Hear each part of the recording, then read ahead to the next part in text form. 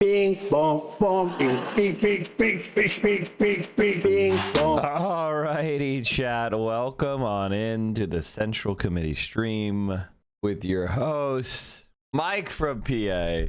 And we are live once again. And my Lord in heaven, do we have a day?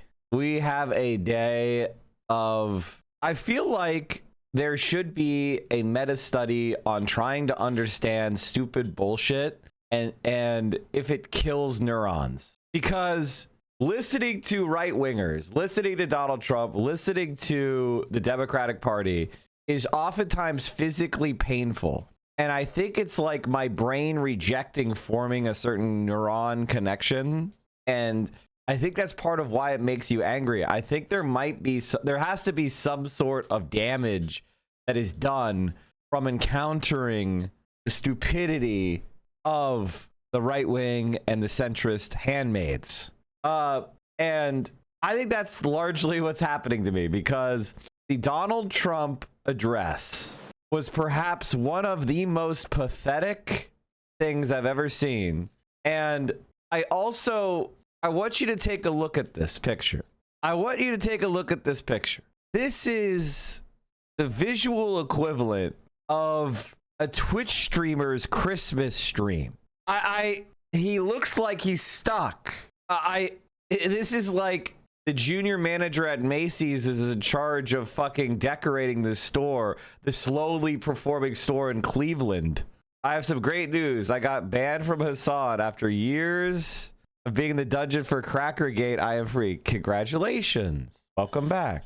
For me personally, I look at this situation and I'm just like, I don't know. I know it's just my aesthetic sense. It's not substantive, this objection that I'm making, but it's just so quintessentially Trump. This is his. It's just an absurdity. He doesn't like Christ. He doesn't listen. He doesn't read the Bible or read the Gospels and shake his head solemnly. Like, what the fuck even is the point of this? Like, I don't even get it. Like, why do you even like this shit? Like, it doesn't even make sense to me. Hassan got banned because DGG, including Rhizome. Yeah. Rhizome was like one of the bigger pushers of Crackergate and how leftists shouldn't be mean to cops. That's number one. And the second thing he said was saying cracker is racist. Anyway, so I don't even understand it. I think that there's something about Trump and the people that like them that is incomprehensible to me. And it's just, I'm gonna need a clip. I mean, why do you guys do this? Why do you want to destroy these people even more? It's like, when have I lied on anybody? Just tell me when I've lied on anybody. In 7 years, when have I lied on anyone? And it's like, how many times have people lied on me and are perfectly comfortable doing it? Something to think about. I'll tell you what it is. It's the belief that this is all going to be redeemed, either politically or spiritually, because they believe it and you don't, and we don't. It's belief literally that. I mean, they believe that Christ is going to come back and redeem them for the gaudiness. And be like, you didn't listen to a word I say about treating other human beings with dignity, but you put up a Christmas tree, which I have no idea. The Christ figure would have had no experiences with, because it's a German tradition that was morphed into a celebration to help integrate Germanic speaking areas by the Catholic Church. Like, it's literally a pagan holiday that's been repurposed. Like, what is, like, this is just nonsense. It's just nonsense. It's nonsense. And also, it's just, who likes this? Who likes this shit? He looks like such a fucking dope. All right. I mean, it's just, so, okay, what are we talking about today? The Ethan Klein content Terminator has dropped, and we're going to watch it because it's very important that people that make anti-Ethan Klein content are promoted. It's very important that we create an incentive structure for anti-Ethan Klein content. Now, the problem that we've got overall is that nobody gives a shit about Asmongold or Ethan Klein. Okay, no one cares about them. Like, no one at all. Like, that's one of the things that's hilarious. So making Asmund content is really a dead end because like who gives a shit about Asmongold? They don't. Did you see Ethan's co-host Tom Ward threaten Adam McIntyre? It's funny because I said I will fight Ethan Klein in immediately right now in a boxing round, and there's no response. I don't know. That's weird. I was expecting we are going to war with Venezuela, and I've been here for 11 months, and everything is Biden's fault. And one of the things that's very funny is like I don't know who told Asmongold that he should make fun of people's appearance, but he might be one of the most repulsive people on the planet. And as one of the richest streamers, there is seemingly no female contact anywhere near him. If anything, if you're kind of an incel-y bro-y guy, or you buy into like red pill shit, you could just look at Asmongold and go, oh, women are not gold diggers. They're not willing to dig deep. Professionals will turn this down. Working women will say, nah, I'm good. I don't need the money that badly. Mike, can we count Trump's address as a soft launch on Venezuela? We're going to watch it together. He did have that one OnlyFans girl that popped off because of him. Did she? I think she tried, but then even she realized it was hopeless. And that is a hardened professional. And honestly, there isn't enough hazard pay. She tried to help him a lot. Yeah, I know. I mean, the problem is there's just nothing there. There's just nothing there that is lovable. There's just nothing there that is salvageable. And that's why that's why his fans watch. Because it's fun having somebody who shares your opinions, who's a lolcow and makes you feel better about yourself. That's ultimately what it is. It's actually crazy. Oh, wait, hold on. By the way, we've got ourselves a 30-year-old professional. Oh, I fucking love this. Finally. We've got some clips. Finally. Oh, finally. Okay, we're giving some promotion to this guy. Let's see here. He played Apex like Asmund. This is his top clip. Okay, not the thousand children be done. Looting crates. Anyone who gets in my way. Why was that autocorrected to that? What's your search history like?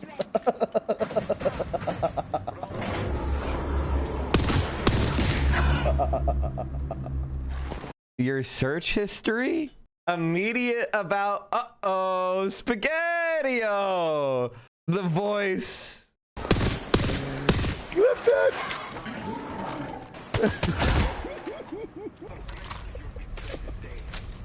What was I thinking? This guy's he's an alpha chud. Oh, JJ, clip that. I'm loving the top clip being you talk about how your friend is a pedophile. What more do we need to say? What more do we need to say?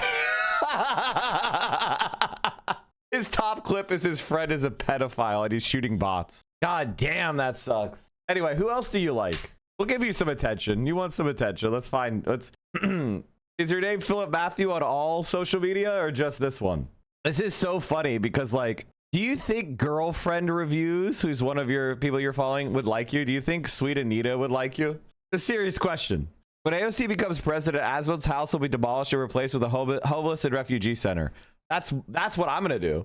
I'm going to advocate. First of all, the house should be condemned immediately. It's a hoarder house. He has senile squalor syndrome. Under a far left government or a true far right government would not allow somebody like Asmongold to exist. He's violating the social norms. You think in far right governments you could violate social norms and not shower and send pests? They'll come in with flamethrowers. Stick him in a mental institution, take all his property for being mental, and once he has that diagnosis as senile squalor syndrome, they'll call him mentally defective. They'll say that his genes are a danger to the gene pool, and bam, that's right into a death camp. That's how they work. That's how fascists work. That's bad. I'm arguing against that. Oddly enough, he's arguing for that.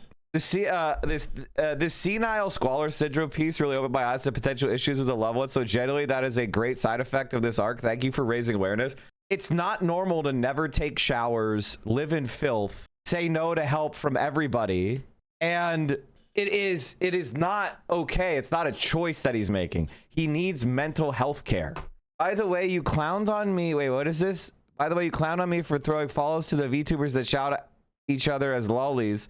Then you turn around and act like a stud because you're dating a trans. Huh? Huh? Huh? All right, well, we just gotta ban this person. What the fuck? You can ban that. That's psychotic. That's psychotic. That's actually psychotic. All I can really say to these guys is it's not getting better for you. And nobody gives a shit. Nobody gives a shit. We have thousands of people in here. We get maybe Asmongold at the height of his effort can get maybe what 10, 15 people to put pussy ass mess. They're not even like intimidating. They're like kind of cringe. And then we go and look at them and it's just like, who are you talking to? Look at yourself. You touched a nerve when you asked that chatter if he thought girlfriend reviews would like him. You're fat. I'm not even fat. I'm not even fat. You can literally see. Not even fat. Like, one of the things that's weird is like, I'm not even fat.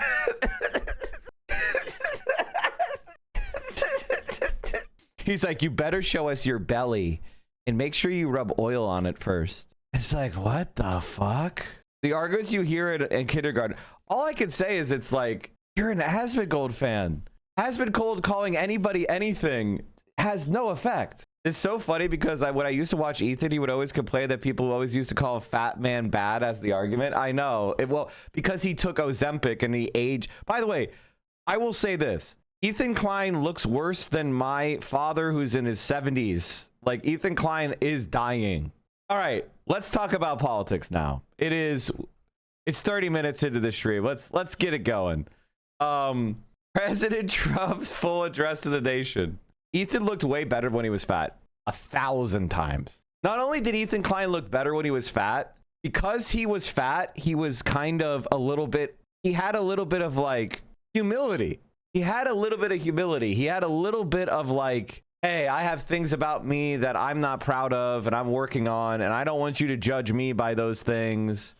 And so I'm going to not judge other people by those things, right? Like, at least that was the idea. That was the message he put out there out of necessity, right?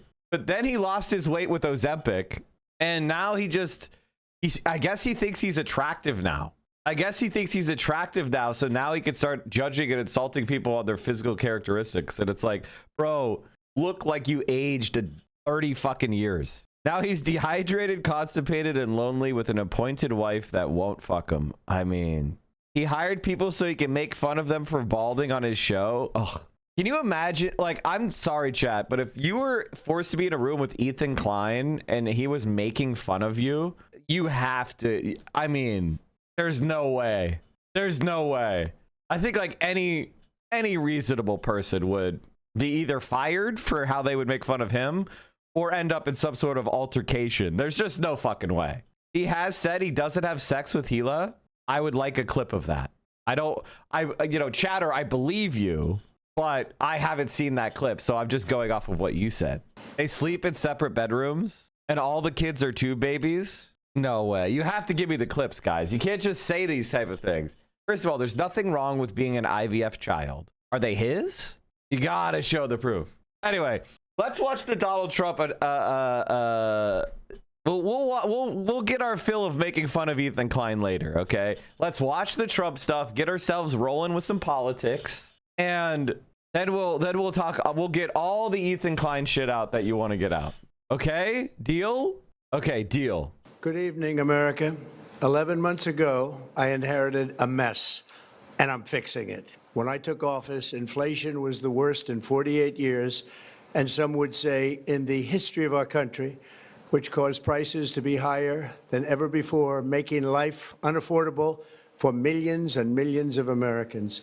This happened during a Democrat administration, and it's when we first began hearing the word affordability. Our border was open, and because of this, our country was being invaded by an army of 25 million people, many who came from prisons and jails, mental institutions, and insane asylums.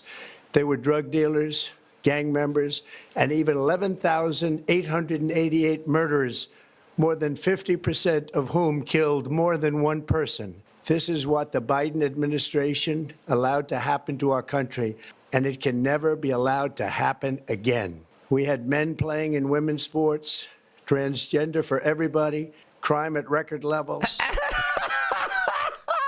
Transgender for everybody. Law enforcement, words such as that, just absolutely forbidden.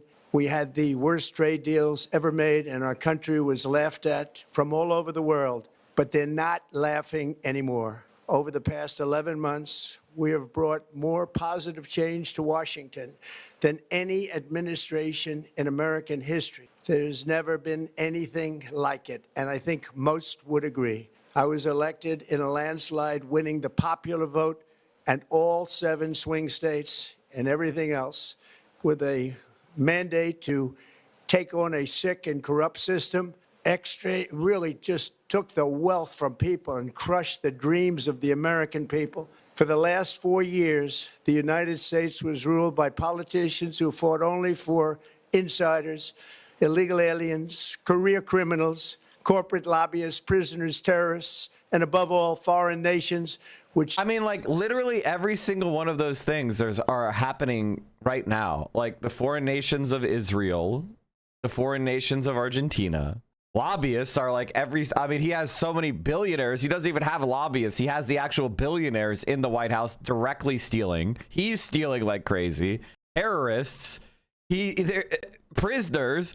He has pardoned one of the worst drug traffickers in human history out of federal prison. He's got terrorists. He's kissing Netanyahu's feet. He's taking millions of dollars from Sheldon Adelson's widow. Literally every single thing he says is a description of himself. Took advantage of us at levels never seen before. They flooded your cities and towns with illegal aliens. They decimated your hard-earned savings. They indoctrinated your children with hate for America. There hasn't been one job added in America since April. No, as far as net. We have 0 net jobs since April. And inflation has been elevated as well. He doesn't, and all he did is cut massive taxes on the rich. And did that cause a big fucking economic boom? Did housing prices become affordable while also going up at the same time and incoherent policies? Is there any major mega projects, infrastructure? I mean, he's supposedly a builder. What's the big mega project? Oh yeah, he ripped down the East Wing to build a fucking gaudy ballroom. What the fuck is he even doing? I mean, they just released a level of violent felons that we had never seen to prey on innocent. They caused war. They caused mayhem. They caused a horrible situation all over the globe. But now you have a president who fights for the law-abiding, hardworking people of our country, the ones who make this nation run, who make this nation work. And after just 1 year, we have achieved more than anyone could have imagined. Starting on day 1, I took immediate action to stop the invasion of our southern border. For the past 7 months, 0 illegal aliens have been allowed into our country, a feat which everyone said was absolutely impossible.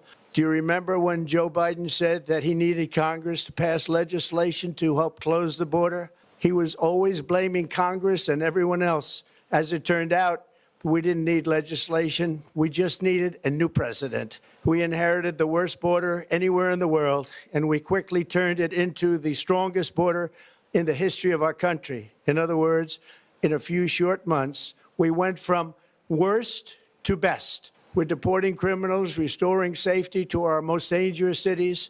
Just take a look at Washington, D.C.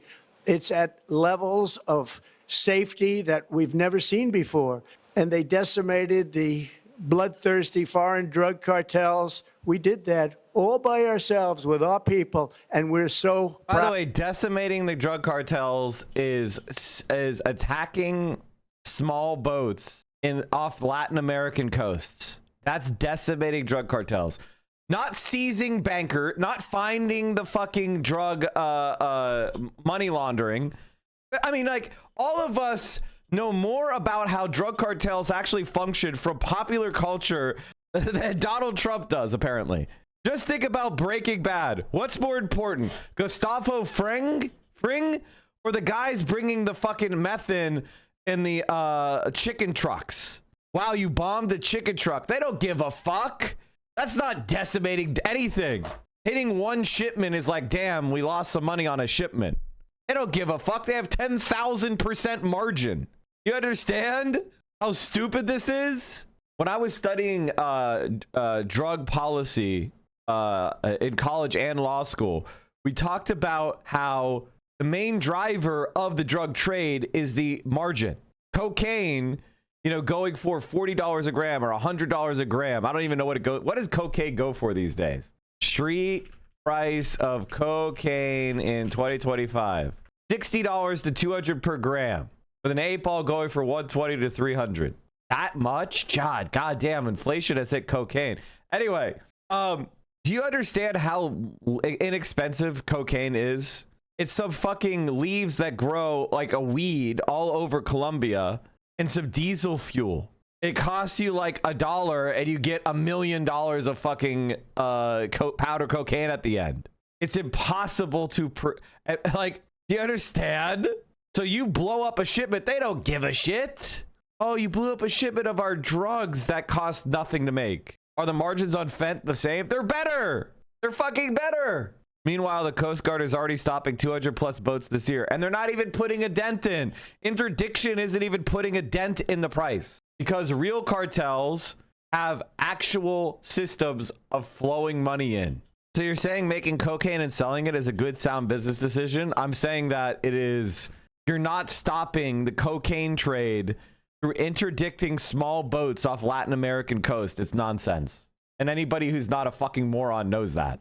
So you think it's possible that some information is released about Epstein tomorrow that finally unavoidable for Trump and why people have been recently distancing themselves? I mean, the reality is that our entire elite class needs to be destroyed. And I think that that's one of those things where we need to start saying that a little bit more openly. We need to be saying we need to replace our elites they're completely.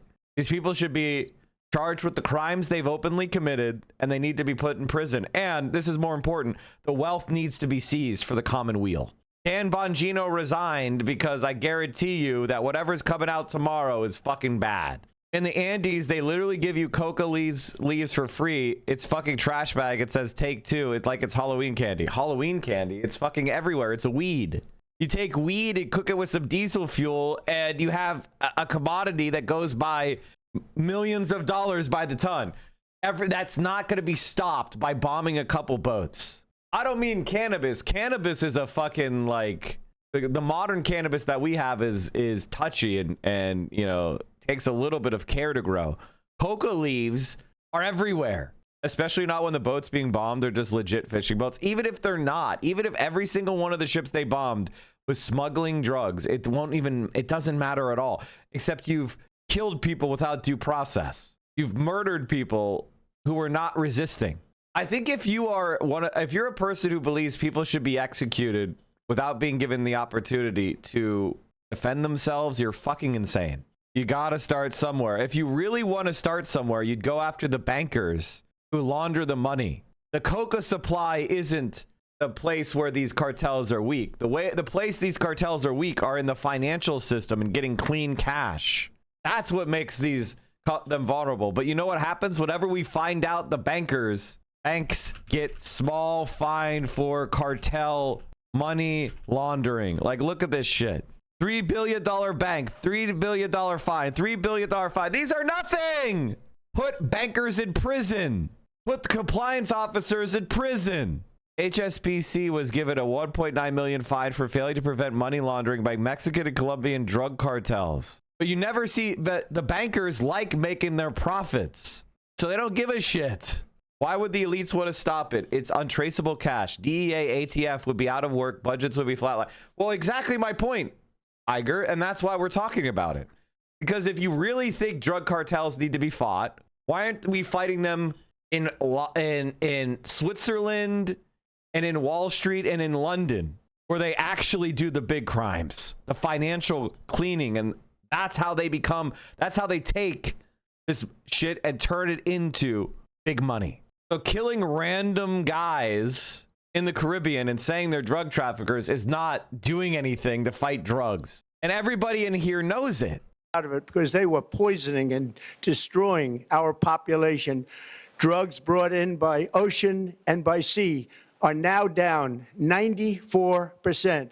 We have broken the grip of sinister woke radicals in our schools, and control over those schools is back now in the hands of our great and loving states where education belongs.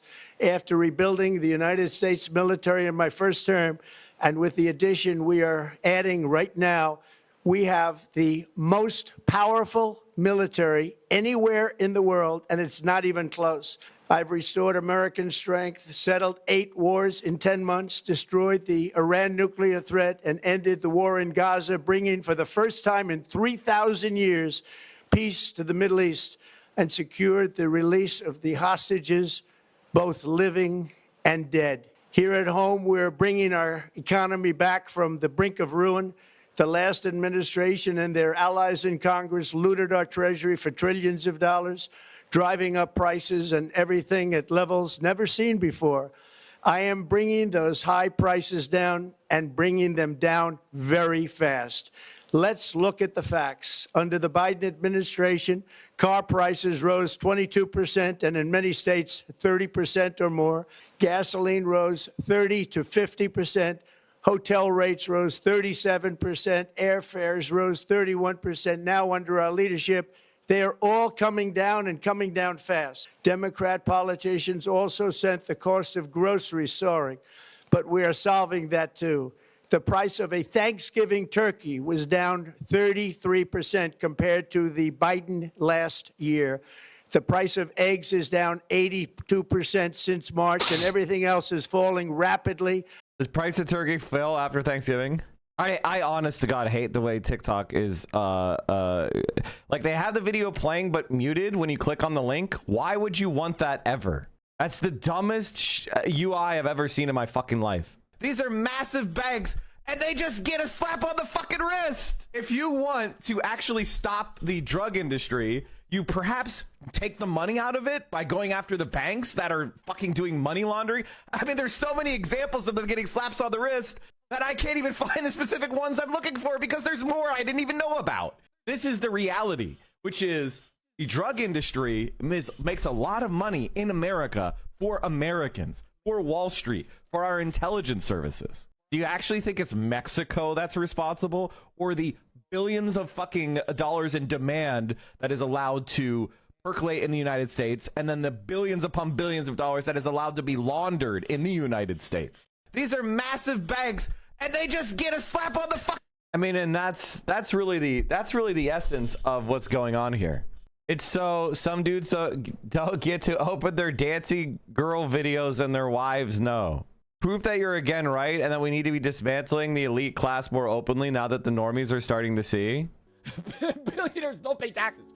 You have an account with $1 billion in stock. It's unrealized gains. You never want to pull that money out, because if you pull that money out, you're going to get taxed on it. So instead, you go to banks, you ask for a $100 million loan, and you only pay the interest off of it. Because even though you're constantly going to owe money to that bank, you're going to be paying them, and they don't care because you're going to be paying them. And all the money that you save from not taking that money out and getting taxed on it, you're able to constantly grow in the market and other investments that you have to where you're always up. You're never down. You never lose money, and you rarely pay taxes. There's a few people that do, like Mark Cuban. Mark Cuban pays taxes. He's posted that. Like, he's posted, oh, I paid like fucking $400 million in taxes. But like, so many billionaires don't.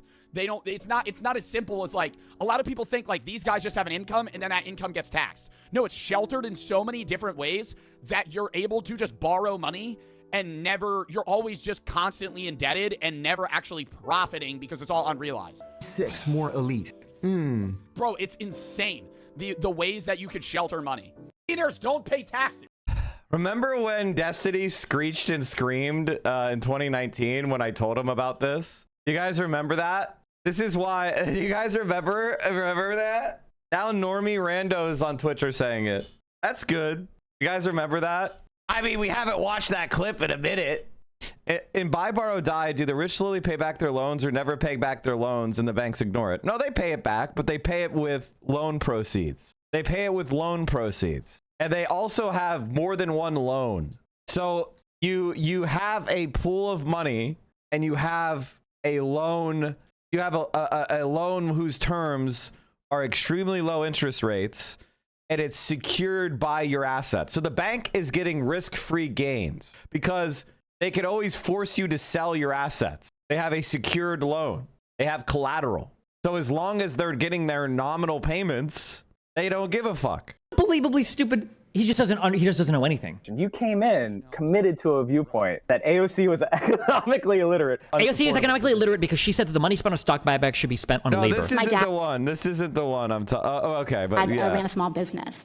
And whenever we had a good year in the small business, we tried to pay our secretaries more, or we tried to invest more in things for the business. Which is a dumb fucking statement to make that shows you have no idea how anything in economics works. Why? What would drive you to make these statements? First of all, it's not dumb as It is dumb as to expect a company to return profits to its workers. As a CEO of a major company, I can take that money and I don't have to do that at all, right? I can actually have the company buy its own stock on the market, right? Yep. That would effectively increase the stock price, right? And I've done nothing to make my product more valuable, my employees more happy. I haven't invested in the training or the workforce, but I've inflated the stock price, right? Absolutely. Right. So my question is, how is this different from a pyramid scheme? No, that's a very good question. That's why I said AOC is a... Not to mention, wait, I don't even know what this has to do with stock buybacks at this point. they are incentivized for short-term stock gains over long-term investment. It's better that dividends are paid because it's usually a taxable event. Not always, but usually. You could structure your sales during that spike in the price. You could also get ultra by the SEC because this is called insider trading, Mike. Oh, you could structure it. You just, No, you I'm going to sell. Yes, you can. Oh my God, it's just the most... Oh my God. Do you know how it works? I guess I don't, Mike. When these people sell their capital, eventually they will pay taxes on it. But again, if you want to talk Why about would they sell? Why would they sell? You borrow against the value of your shares. You don't have to liquidate. You can borrow against the value. Okay, And you don't pay any taxes on borrowing. So right there, you're just wrong. Like if I own $1 billion, do you think? Wait a minute. Why would I borrow against the value of my investment? Can you even do Because this? you don't have to pay any taxes on it. That's why. If you borrow against the value of your shares, you never have to pay taxes. Somebody in chat has to tell me, bro. I'm not going to take his word for it. Somebody in chat, do you borrow against the value of... The ultra-wealthy use loan money to fund their lifestyle. Average people need income to pay for basics like housing and food. But the ultra-wealthy don't. They can just live on borrowed cash. It's like one of the most fundamental parts of our economy. Okay.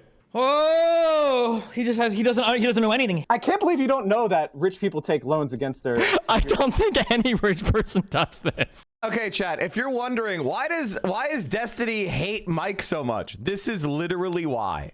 This is literally why. 7 fucking years ago at this point, I tried to have a call. He was calling AOC economically illiterate, and I came in to have a conversation with him and tell him, dude, you don't know what you're talking about. Everything she's saying is completely mainstream. It's not even like Marxist radical shit. It's like neo-Keynesian left wing. It's like center left. Like her points are completely right. It's not even like far left. It's like center left. Chuck Schumer agrees with this shit. Like, what are you talking about? And he has become psychotic. And then he stalked me. I mean, and he's been stalking me since and insulting me. And he went to Asmongold and he went to Ethan Klein. That's why I fight with those guys, because he's so humiliated. Because if you know anything about anything, you know he's a fucking moron based on 6 conversations that we had 7 years ago. It's fucking crazy. What? What? You can't just do that willy-nilly. Yes, you can. No. Of course you can. No, you can't. These are tax-advantaged investment accounts. You cannot just take loans against them. That's the whole point of these tax-advantaged accounts. Destiny, you're arguing against a position I don't have. If you are rich, if you're Jeff Bezos, does you think he liquidates his shares to buy? Yes, he needs liquid cash because that's how we purchase things in the United States. You use currency to do it. I'm going to take out a secured loan against my investments? Yeah, why wouldn't you? Because I don't want to pay interest on cash that I already have. Why the would I pay interest when I have money in an investment? Why would I take out a loan from the bank and use my own investments to secure that loan and then pay interest to the bank when I could just liquidate my own shares? By the way, can I just say, look at how nice and patient I was. I didn't call him a fucking moron. I didn't freak out. I was just like, bro, it's one of the most fundamental parts of our economy. He says, I don't think any rich people do this. That's what he said. It's fucking nuts. And I still, to this day, have his fans. People spread his shit. They did it today. They did it today because he's stupid. But this is the dumbest thing I've ever heard in my entire life. Because you don't have to pay taxes when you take a loan, but if you liquidated stuff that you have a capital gain in, you'll have to pay taxes. That's why. He just doesn't know anything. I don't know why the fuck I'm watching this. It's okay. It's such an unbelievably stupid. Oh, and the reason why this is relevant is because it's still happening today. Unfortunately, people like Destiny won in the Democratic Party, and so we didn't get any kind of tax on loans against unrealized gains. We did not get any taxes on capital or wealth above 100 million. We did not get any taxes on carried interest loophole against hedge funds. And what has happened? Income inequality has gotten worse. And the reality is he has no fucking clue the way the world actually works, which is the same thing with Atrioc. Atrioc is the same thing as Destiny. They're the same fucking guy. They don't know dog shit. And if more people understood how the world really works, which is if you have a job and you make an income and you're paying 30-40% of your income in taxes, that's a lot. The rich pay zero or near zero. That's why they're able to get richer than you faster. It's not done yet. But boy, are we making progress. Nobody can believe what's going on. Also, the interest on the loan itself is tax deductible. Of course. Of course. Here are just some of the efforts that we have underway. You will see in your... And then we didn't even talk about the die provision. It's buy, borrow, die. Buy, borrow, die. Do you know what the die part is? If I'm a billionaire, if I'm Mr. Walton, who founded Walmart, and I have $50 billion in Walmart stock, and I never pay taxes on it. When I die and I leave it to my kids, they don't have to pay taxes on the capital gain. They are treated as if they bought the shares. The moment I die, they're treated as if they bought the shares at the value that it's currently trading at. So if they turn around and sell all 50 billion, no capital gain. And all the capital gain that I had goes away. That's the buy, borrow, die. So, and then they can start doing what I did, borrow against the value of the shares, and they never pay taxes. And then when they die, they can leave their shares to their kids, and so on, and so on, and so on. Or they could, when they get the shares sent to them, they could sell it right away and turn it purely into cash. And they could have a diversified, they could go and buy a bunch of different investments then. And then the clock starts again. So the rich get richer faster because they have compound interest. They don't pay any taxes. You understand how much more money you would make if you didn't pay any fucking taxes? You understand how much more you'd be able to grow your wealth if you don't pay any fucking taxes? People like Destiny don't understand that when you're a capitalist and have 50 million, interest is less than your return on the spikes during stock buyback and the increased dividend return due to the increased ownership. I mean, it's as long as you have a large diversified portfolio, you will never, ever, ever, ever, ever lose. As long as you don't take too much loans compared to what your wealth is. You also, that's why they call them hedge funds. Do you know why they're called hedge funds, chat? Because they're supposed to maintain their value if the stock market goes down. That's why they're called hedge funds. You're supposed to be positioned so that whether the stock market goes up or down, you're going to do okay, and you're going to protect your capital. And bank accounts in the new year after years of... Basically, an extra 20% every year if the average person did pay taxes. That compounded every year would be insane. Of course! Record-setting falling incomes. Our policies are boosting take-home pay at a historic pace. Under Biden, real wages plummeted by $3,000. Under Trump, the typical factory worker has seen a wage increase of $1,300. For construction workers, it's $1,800. For miners, we're bringing back...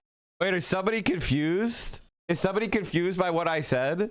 I'm pretty sure if the kids sell the shares, they would get hit with capital gains on the total amount sold. No, because capital gain requires you to have a capital gain based on the purchase price of the underlying asset. So in buy, borrow, die, they get what's known as stepped up basis. That means that, let's say that I buy a share for $1. I hold it throughout my life. I die. The share is now worth $1 million.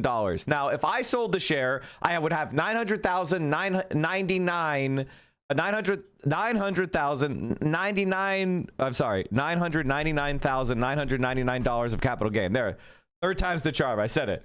And I would pay 15% or 20% capital gain tax in that. So roughly $200,000, right? But if I leave that share to my child, their basis will be $1 million. So if they turn around and sold that share, their capital gain would be zero. So they will have avoided $200,000 in taxes. And not only that, you get straight inheritance, I think, is $13 million. How much can you inherit without paying taxes? 13, this year it's 13.99 million per individual, or 27.98 million for married couples.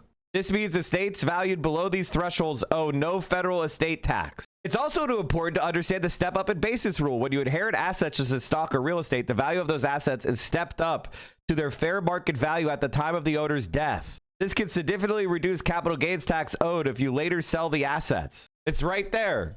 So the first $30 million of inheritance is tax-free. And the other thing is, chat, there's a lot of ways to avoid inheritance tax. There's another way of avoiding inheritance tax that I talk about from time to time that no other streamer knows about because they don't know anything about public policy or tax law.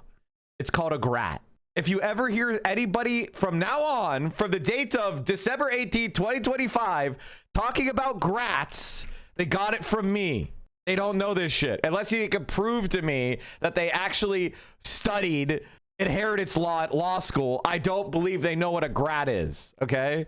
Does it make you mad that Asmongold has 30 times the viewers you do, and he got those without insulting your dead parents? First of all, pointing out that Asmongold's dad thought that it was in constant denial about Asmongold while he was alive is not me making fun of his dead dad. I hope you understand that, right? Me pointing out when his dad's alive that he thought that his right-wing politics were bad is not me insulting his dead dad. The second thing is, who gives a fuck? Asmongold made fun of 40,000 children being murdered. And now he wants to cry that people were mean or make fun of him for his dad thinking he's an idiot. We like Asmon dad.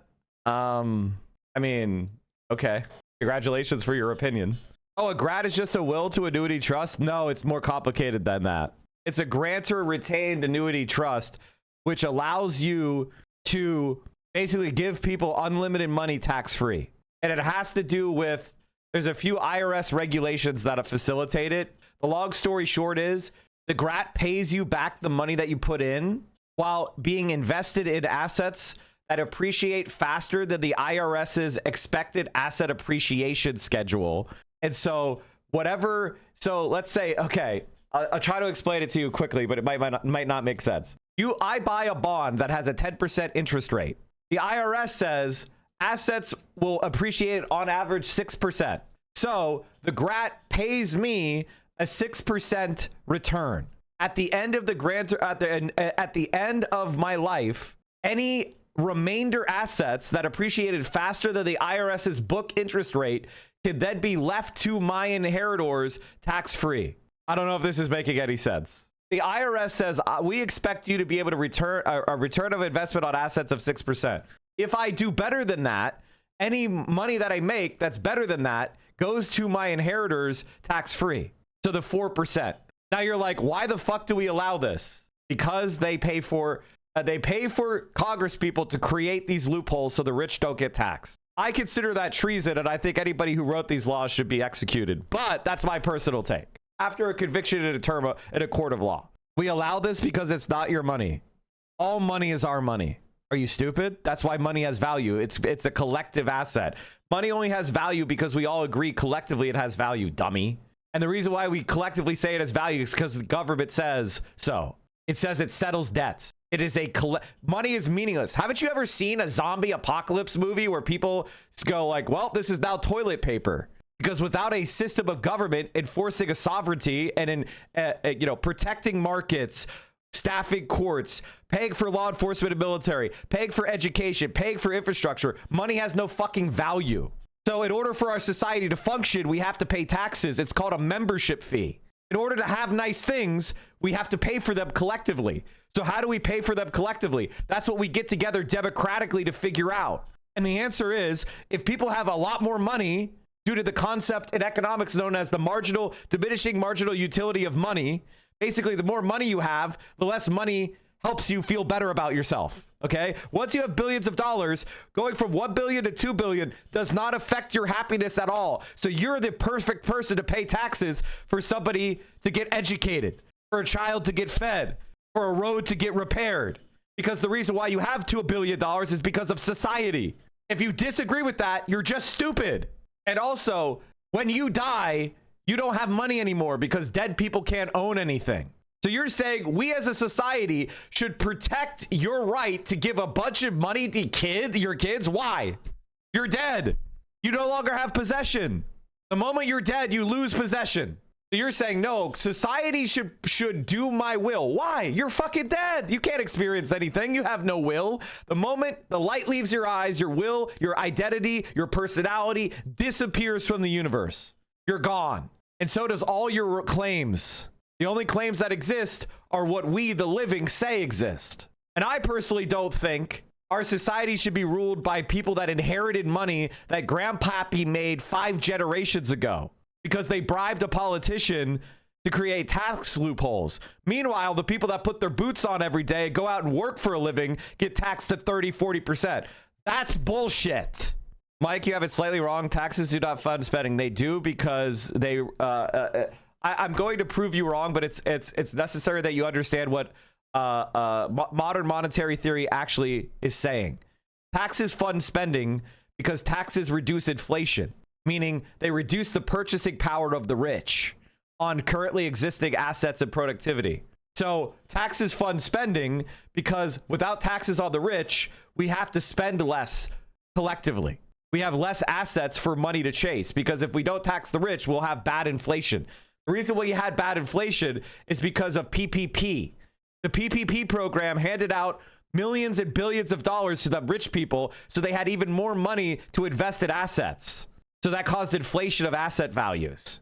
So when you don't, so we actually did a reverse tax. We actually gave money to the rich. We redistributed money to the rich, which caused rampant inflation. If you want to understand how fiat currency works, you have to understand that fiat currency requires taxes in order to reduce inflation, which means reducing private claims on consumption and investment. So we need to tax the rich in order not necessarily to fund spending, but to reduce the cost of current assets and productivity. Does that make sense? I'll give you an example that will make it make more sense. A rich person has $100. The government has $100. They're both trying to buy steel. The rich person wants the steel so they could build their 17th penthouse mansion. The government wants the steel to build a bridge. If the government does not tax the rich person, they'll have to bid against the rich person for that steel, raising the price of steel. If the government taxes that rich person that $100, then that rich person doesn't have that $100 to bid on the steel. Therefore, the steel is cheaper. Therefore, the government could do more with the same amount of money. That's why we pay taxes, to reduce consumption. And the reason why we tax progressively, meaning the richer you are, the higher the percentage you make, is because of something called the diminishing marginal utility of money. I mentioned it earlier. This is why rich people should pay more taxes than you. What is the law of diminishing marginal utility? Marginal utility is the incremental increase in utility from the consumption of one additional unit. Utility is an economic term used to represent satisfaction or happiness. The law of diminishing marginal utility means individuals have less satisfaction with each additional unit consumed. In other words, diminishing marginal utility of money. The more money you have, the less money makes you happy. And it gets to a point where more money will not make you happier. But when you have no money, giving you more money will make you significantly happier. And this is a fact. Everybody understands this intuitively. That's why we all want to be rich, because we want to maximize the utility we get from money. That's what being rich means. You no longer have stress from money. You could buy anything you need or want. That's why we want to be rich, because we understand when you get to a certain level, that'll increase your happiness until you get to a point where more money will not make you happier. So when we take money from people in that position, people that have so much money that it doesn't help them, and we use it to help people that don't have that money, we raise happiness in society, and we make society more stable, and we make society more functional. Because that money, and here's the funny part, this is what conservatives don't understand, is that when I tax Elon Musk and I spend it on, say, for example, childcare for all children, that allows their mothers to go get a job. That allows those children to get educated, and they get fed, and they learn how to socialize. And so those children are less likely to be criminals or more likely to be productive members of society. And their mothers can get jobs and they can produce more value for society. So by taxing Elon Musk and paying for childcare, we help the children and we help their mothers. And therefore we help society become more productive. Because there are people right now who are not working because the job they would get would pay less than what childcare would cost for them. So they choose to stay at home. But if childcare were provided by the government, it would also be cheaper than she could buy it as an individual because the government has the power of economies of scale.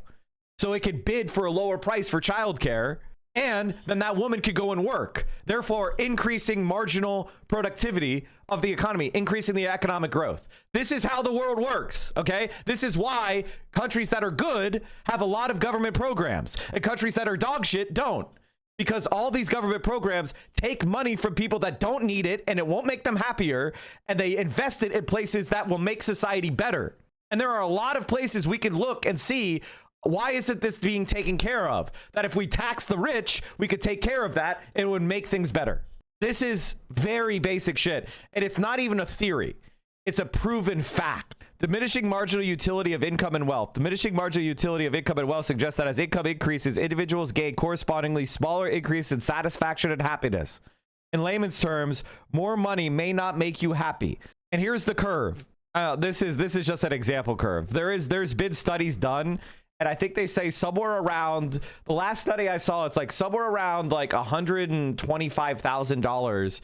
Money really starts to not really matter about your happiness. Now that's different based on exactly where you are in the country and how high the cost of living is, but it's roughly around that, where once you're like once you start getting into like six figures plus, money really starts to curve down because you don't gain a lot from it. What is like, so all I'm trying to say is like, that's why we should tax the rich. Clean, beautiful coal is $3,300. You have zero right to take whatever I choose to leave my kids. You're dead. Who's going to enforce it? You're dead. If you wanted to give it to them, why didn't you give it to them when you were alive? You're fucking dead. Now what? What are you going to do? What claim do your children have after you're dead? I would like to hear an answer. All I hear from you guys is gives me that, it's mine. Okay, what makes all of your money? What makes it all of your money after I'm dead? Because money is a social construct that we enforce through obligations that the living make to each other. So you're a dead person. You're not part of the program anymore. Why the fuck do I care what you wanted? You're gone. Also, it's not gives me that. I just explained it. Do you want to live in a society with less criminals or more criminals? And if you argue anything but I think we have an obligation to each other, then I'm going to take it because I can, because you're dead. Now what? You can't do anything. You're fucking dead. I took it because I can now. I'll tell you what we're going to do. We're going to go to your house because you're gone, and we're going to clean out the safe. Now what? You're dead. You can't do anything. You're gone. Your personality is extinguished. You're gone. Now what? I think it's a better argument to say we only want to improve the distribution, not that we need it to fund spending. I mean, I agree with that, but I'm just explaining that technically we do need it to fund spending. There is no my when you're dead. I don't know why you have this like idea that you're going to continue on. You're not. Do you think that some guy who died 100 years ago should be telling you what to do today? Should have some claim on the property that exists today? That's dumb as fuck. And it's very clear, like, income inequality makes societies worse because the rich don't use it for anything. That's the important point, is they don't actually use it to advance anything. I've been told that Elon Musk was going to transform America's space economy. He hasn't transformed shit. He can't even he's in low Earth orbit. America is not making any significant advances. You know who's making advances in space? China. So this whole like, oh, we're going to commercialize it and it's going to blow up is not true. I feel like any reasonable person with children would want someone to ensure their child's well-being once they're gone. No, I mean, after a certain point, I get it. But like, just a normal person leaving some money back for their kids' college doesn't seem so bad. First of all, I completely agree with you. But second of all, why should your children get college, but a better academic student who's not your child not? Why should your child get college because you had money, but not the student who's a better student but doesn't have money? Why do they deserve to get to college? So what I'm trying to say is the better world is college is free, and we determine who goes to college by academic merit. Personally, I think that everybody should have the opportunity to go to college if they want. I think that everybody should be involved with education and learning throughout their entire life. I don't think learning ever ends. But there's also a minimum level of education that you need to function in society that should be mandatory. But then we have specialization or interest or, you know, research or whatever, and that isn't mandatory. If you can make sure housing, college, healthcare, etc. are free, then no one will care if you take away inheritance. I mean, all of those things can be provided for free. It's not even complicated. And when I say for free, I don't mean the economy, it's just going to magically wink into existence. No, I understand that it means ensuring that a certain percentage of our economy is reserved for healthcare, education, and housing, okay? Which involves the direction of those resources to those ends. I get that. Which means that there's going to be less assets for other things. Like everybody, that's what free means. Free means free by the point of at the point of service, because I don't believe that people are going to be like, I'm going to just consume a lot of extra healthcare for fun. And if somebody tries to do that, that's called mental illness. It's called Munchausen's, and so we put that person in the mental health treatment they need. Many people say the great American dream is go to the United States, become rich, and then you can have a good life. Whereas in China, being rich is never a prerequisite for a decent life. A decent life should never be a privilege. It should be a government's ultimate responsibility. But if that's not the case, what is your government doing? And who is it really for? Many people say the great American... And that's right. Everybody should have a dignified life. If I go to McDonald's and I ask for a cheeseburger, the people that assemble that cheeseburger and hand it to me, every single one of them deserves a dignified life. And I'm not going to just leave it as rhetoric. What does dignified life mean? It means housing. It means healthcare. It means they have solid transit opportunities. It means they have leisure opportunities, which means they get to have fun. They get to have time off. They get to take vacations. And they have the right to an education. That's what everybody's entitled to. If you're born in America, you're entitled to those things. And why do I say that? Because we have the productive capacity to ensure that every single person gets that. And if you're the type of person being like, oh, well, then a lot of people won't work. That's not true. That's not fucking true. Some people won't work. Those people have some sort of mental illness, and we will work with them. We will treat them. We will help them. The vast majority of people I know work, even if they don't have to. Now, they'll work less. They'll have work-life balance. Maybe instead of working 40 hours a week, they work 20. They might value other things in life. But we have the productive capability, and we're building more productive technology so that we can work less. What is life about? Grinding away for a capitalist profit? Or is it about something a little bit deeper than that? I dated a girl from Germany for a bit, and she explained the social benefits all citizens receive. It broke something to be 5 weeks paid off, healthcare, stipends for career changes, education. I'd pay so much taxes for that. Except they pay roughly the same amount of taxes that you do. Germans pay roughly about the same taxes that you do. It's not complicated. United States pays 30.74%. That's the tax burden. Switzerland, it's 23.42.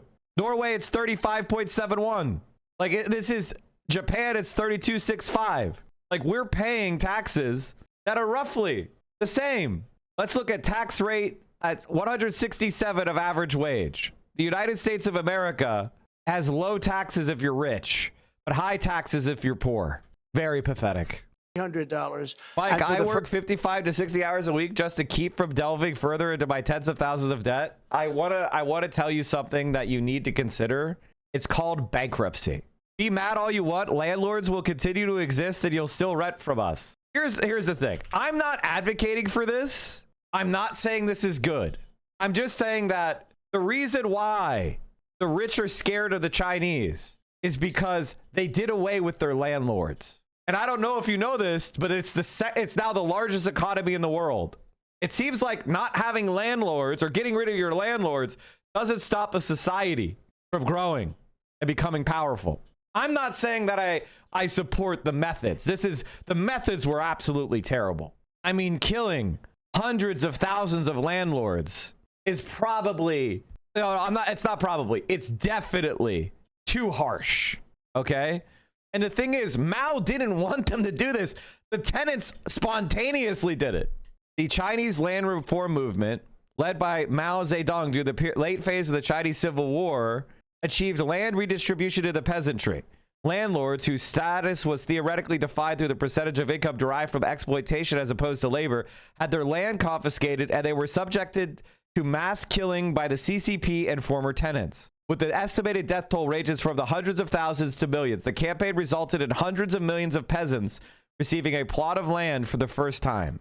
And you know, listen, I am not saying that you know, these massive death tolls were a good method. I don't think they were a good method. I think that's way too harsh. But the idea that landlords are just they could do whatever they want and they don't have to justify it, it doesn't need to make any sense, and that they're gonna lord over the people while millions suffer. That's a dangerous environment you're cooking up. That's a dangerous environment you're cooking up. And all I'm saying is, I don't know if you noticed, but Donald Trump isn't very popular. Oh, this is his clips? Hell yeah, brother! You have cancer? I don't want to like mock you if you have cancer, because you kind of look like you might have cancer. Yeah, I do have cancer. Okay, that makes sense. Dangerous time now. Oh, watch me commit a felony. Watch. Felony. The organizer memes guy got 20K from the Kamala campaign. It makes a lot of sense. I don't want to be the 13th reason why, okay? I don't want to be the 13th reason. All right? Like, he thinks he's trolling us. I think at the end of the day, these guys aren't very bright, which of course they're not. He thinks he's on the same team as Donald Trump, wearing his fucking Walmart ass beanie. It's honestly embarrassing. Everybody is getting secondhand cringe. I know I am. Anyway, thank you for your time, but I don't think you're really prepared to engage in the marketplace of ideas. You were kind of boring. You were funny because I got to use you for a lot of very important points. Thank you for allowing me to structure my argument using your stupidity. I've done a small amount of research into bankruptcy, but would I have to give up some of my assets? Yes, of course. But if you are what we call balance sheet insolvent, meaning the value of your debts is greater than the value of your assets, you should declare bankruptcy. The only time you can't do that is when some of the debts have special protected status under the law. Another example of that would be student loans. Student loans have special protected status, so declaring bankruptcy does not affect them. Now, I'm not giving you financial advice. I'm just explaining to you what is actual reality. If you have tens of thousands of dollars of credit card debt and no assets, you should declare bankruptcy. Unless you need the credit cards, unless you're going further into the debt to survive, in which case eventually you'll max them out and you'll be forced into bankruptcy anyway. I was just informed today on my last day before the holidays that I won't have my job in the new year. My government has cut funding for our work. We helped long-term drug addicts get back into the workforce, but the government considered it more important to arm themselves for the big war. So again, who do our governments work for? Yeah, I'm so glad that we stopped helping drug addicts get back into the workforce in order to spend money on war on Venezuela. Good fucking use of money. The technical term is discharge. So bankruptcy can't discharge certain protected debt. Well, that's my point. Can they say it's fraud if you use credit knowing you can't pay it? No. As long as you're not like saying, I'm doing this because I know I can't pay it. As long as you're not giving indicia of fraudulent intent. That's what bankruptcy's for. That's why the founding fathers put it in there, because they think people that put other people into debt are kind of skeevy, and they don't think people should be handcuffed for debt for their entire lives. That's why bankruptcy is in the fucking Constitution, because it's, putting people into debt and try to keep them there is fucking skeevy behavior. Anyway, if you are struggling with debt, you should strongly consider bankruptcy. And I don't say that because bankruptcy is just not like, that doesn't mean I have no money. It means the government is stepping in because your creditors have put themselves in a situation where you cannot pay them off. And when they loan you the money, they knew it was a possibility that you might declare bankruptcy. That's what the interest is for. And there are a lot of assets that are protected. Every state has safe harbor assets. There are assets that you can protect. Open Presence, thank you for 25 tier 1 subs. There's a reason why Donald Trump has declared bankruptcy like 5 fucking times. What if you still can't survive on your income after declaring bankruptcy? Would you be closer to surviving without your debt payments? Anyway, let's keep going. Let's finish this Trump shit. I got off on a tangent there. First time in years, wages are rising much faster than inflation. Remember that. The wages, just look at it. Wages are going up much faster than inflation. How big is that? Very importantly, there are more people working today than at any time in American history, and 100% of all jobs created since I took office have been in the private sector. Think of that. 100% of all jobs have been in the private sector rather than government, which is the only way to make a country powerful and great. This historic trend will continue. Already, I've secured a record-breaking $18 trillion of investment into the United States, which means jobs, wage increases, growth, factory openings, and far greater national security. Much of this success has been accomplished by tariffs. My favorite word, tariffs, which for many decades have been used successfully by other countries against us, but not anymore. Companies know that if they build in America, there are no tariffs, and that's why they're coming home to the USA in record numbers. They're building factories and plants at levels we haven't seen, AI, automobiles. We're doing what nobody thought was even possible, not even remotely possible. There has never, frankly, been anything like it. 1 year ago, our country was dead. We were absolutely dead. Our country was ready to fail, totally failed. Now, we're the hottest country anywhere in the world, and that's said by every single leader that I've spoken to over the last 5 months. Next year, you will also see the results of the largest tax cuts in American history that were really accomplished through our beautiful bill, perhaps the most sweeping legislation ever passed in Congress. We wrapped 12 different bills up into one beautiful bill. That includes no tax on tips, no tax on overtime, and no tax on Social Security for our great seniors. Under these cuts, many families will be saving between $11,000 and $20,000 a year, and next spring is projected to be the largest tax refund season of all time. Because of tariffs, along with the just passed One Big Beautiful Bill, tonight I am also proud to announce that more than 1,450,000, think of this, 1,450,000 military service members will receive a special, we call Warrior Dividend before Christmas, a Warrior Dividend.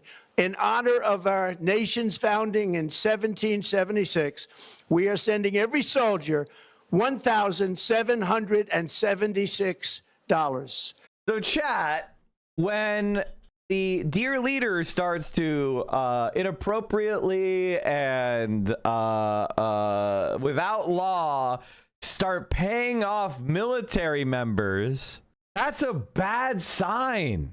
Right now, chat, we have a hype train, so we might as well shill. If you enjoy this content, please consider supporting it by subscribing at tier 1, tier 2, or tier 3 sub. If you have Amazon Prime, you can attach that to your Twitch account. You get 1 free sub a month. That's your Twitch Prime sub. That's like taking $6 from Jeff Bezos and putting it into my pocket. $6 of value for you for your Twitch Prime. I know a lot of you have Twitch Prime. How many fucking subscription sites are we on? I really need to do a financial audit of my own subscription services, chat. I think I just got charged $4 for HP ink. These motherfuckers got, somehow they got on my credit card for some sort of fucking ink shit. I think I threw that printer away. Like, I literally threw that printer away. These motherfuckers. How the fuck? You have to have a subscription, I think, just to use some printers now. LOL. I mean, give me a fucking break, dude. LOL, he signed up for HP Smart Ink. I must have at some point signed up for HP Smart Ink. Like, what the fuck is this? I probably lost $50 to this bullshit. Ink as a service now. Let's conveniently not believe anything possibly good Trump says, and instead we'll talk about subscription to the channel. This is an MO of Mike from PA. I have nonstop talked about bad things. This entire stream has been nonstop substantive. Are you fucking stupid? I just spent 90 minutes talking about inheritance.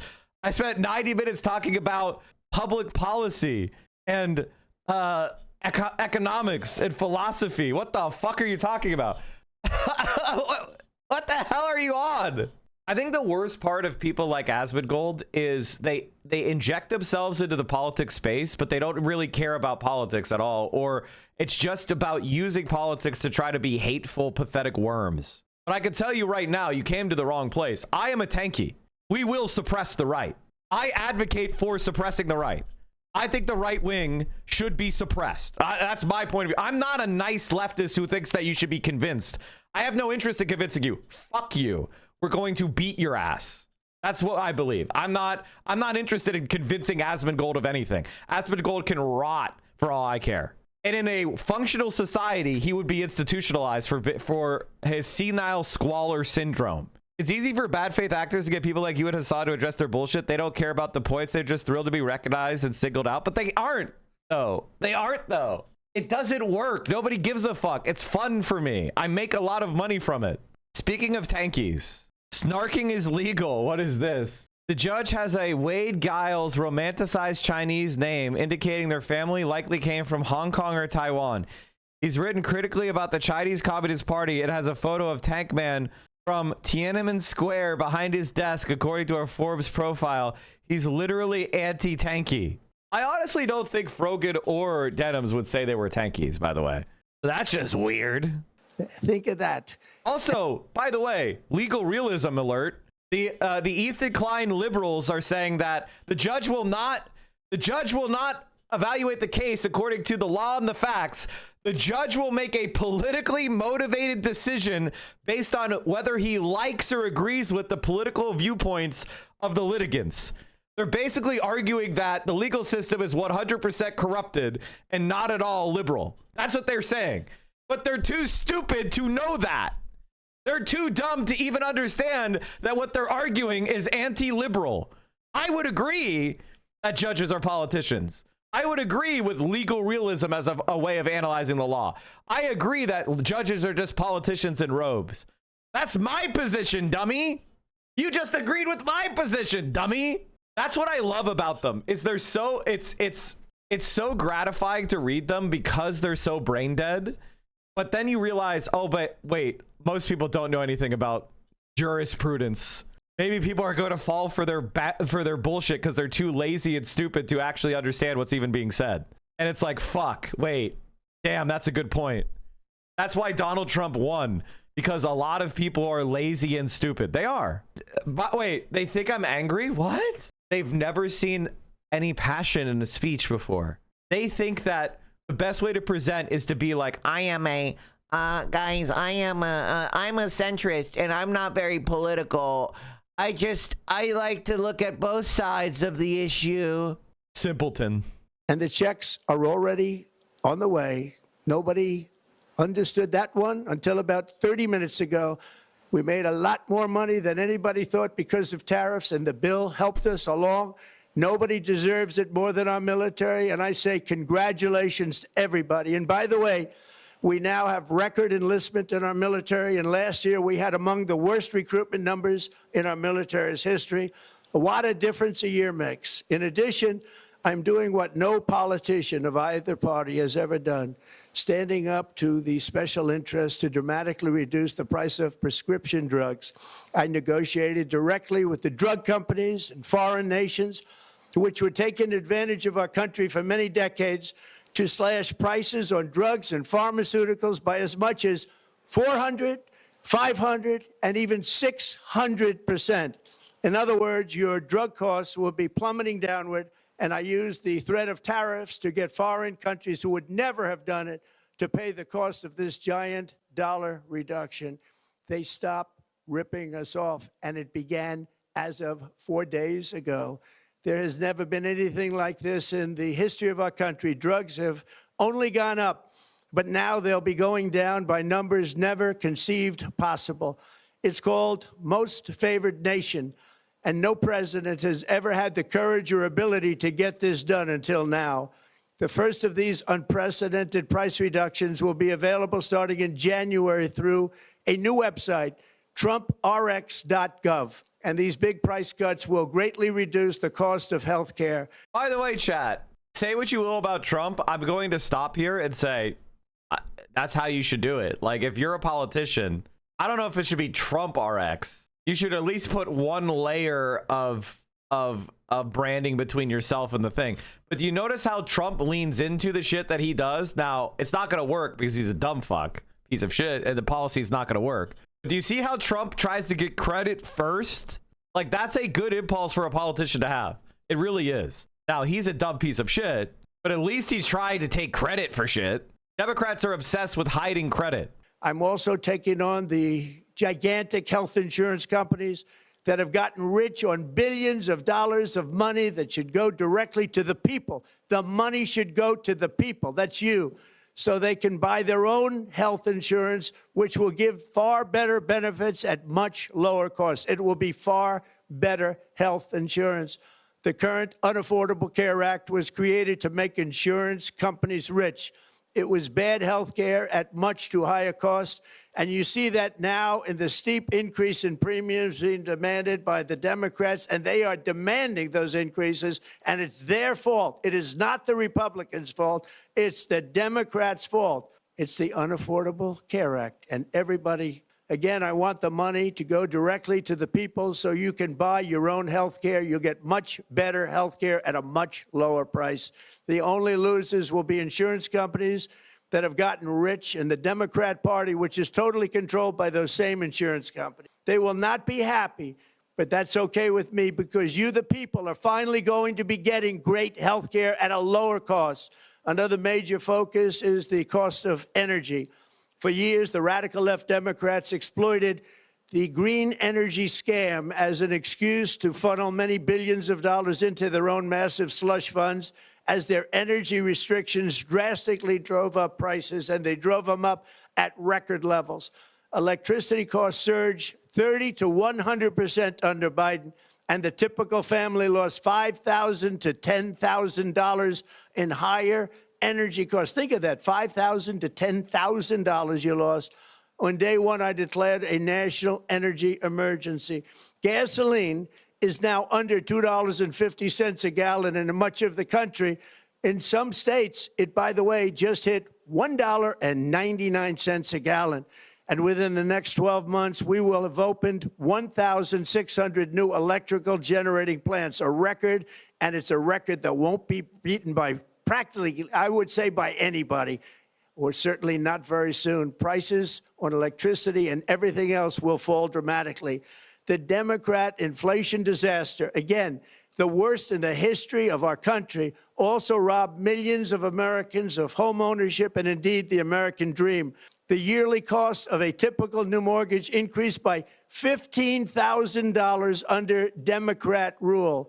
In 11 months, we've already gotten that annual cost down by $3,000, and it's coming down a lot lower. Wait till you see. The numbers are going to be shocking. And I'll soon announce our next chairman of the Federal Reserve, someone who believes in lower interest rates by a lot, and mortgage payments will be coming down even further. Early the new year, and you will see this, in the new year, I will announce some of the most aggressive housing reform plans in American history. A major factor in driving up housing costs was the colossal border invasion. We have never been invaded. This is the worst that, frankly, in my opinion, the worst thing that the Biden administration. I'll never get over how Democrats keep losing to this guy. They lose to him because they agree with him. So the reason why the Democrats lose to him is because they agree with him. And so they can't argue against what he's saying. Now, I'm not saying everybody who votes a Democrat ever agrees with Trump. I think most people that vote for Democrats hate Trump. They just don't. And they've been sold a bill of goods that the best way to beat Trump is by copying his policies and then saying he's a mean man. But in reality, when people see you capitulating to Trump, they're like, well, I might as well go with the guy whose idea you're stealing as opposed to you. And there's no confidence, and there's no narrative, and there's no argument other than orange man bad. Ultimately, Americans, they want change. And if all the people that suck are like, I hate Trump and he's going to ruin everything, these people are like, well, everything's already ruined. We'll try to get change. And that's what the American voter has been trying to do since 2008. The American voter has said, who is the change candidate? And they voted for them. Every single election, the change candidate won. Even in 2012. And why did Barack Obama, why was he a more compelling candidate than Mitt Romney? Because they attacked Mitt Romney on economic populist grounds of being a hedge fund looter who ruined the country. And then they went right back to kissing up to the same looters. They attacked Mitt Romney for being a hedge fund looter, and then they made friends with all the hedge funds looters. And America has been trying to throw a Molotov cocktail through the establishment every election. Even in 2020, they had Trump fatigue and they wanted change, but barely. Biden barely pulled it off because of a lot of other external factors. If there's no COVID, Trump wins against Biden. I want you to understand that this is the reality of politics today. People want a change candidate. And the Democrats are the party of going back to the status quo. That will lose every time. And that's why they're losing in places like Ohio. That's why they're losing ground in places like Minnesota and Wisconsin and Pennsylvania and Michigan. They're losing ground in places they used to be strong because those are the places that were hollowed out by deindustrialization and the loss of good union jobs. That used to be the backbone of the Democratic Party. Now they're starting to lose racial and ethnic minorities because those people are desperate for change as well. So Democrats lose to this guy because they don't have a reason to exist. They're an anti-category as opposed to somebody that you could actually go out and vote for and feel like you're doing something. Did to our country is the invasion at the border. The last administration and their allies in Congress brought in millions and millions of migrants and gave them taxpayer-funded housing while your rent and housing costs skyrocketed. Over 60% of growth in the rental market came from foreign migrants.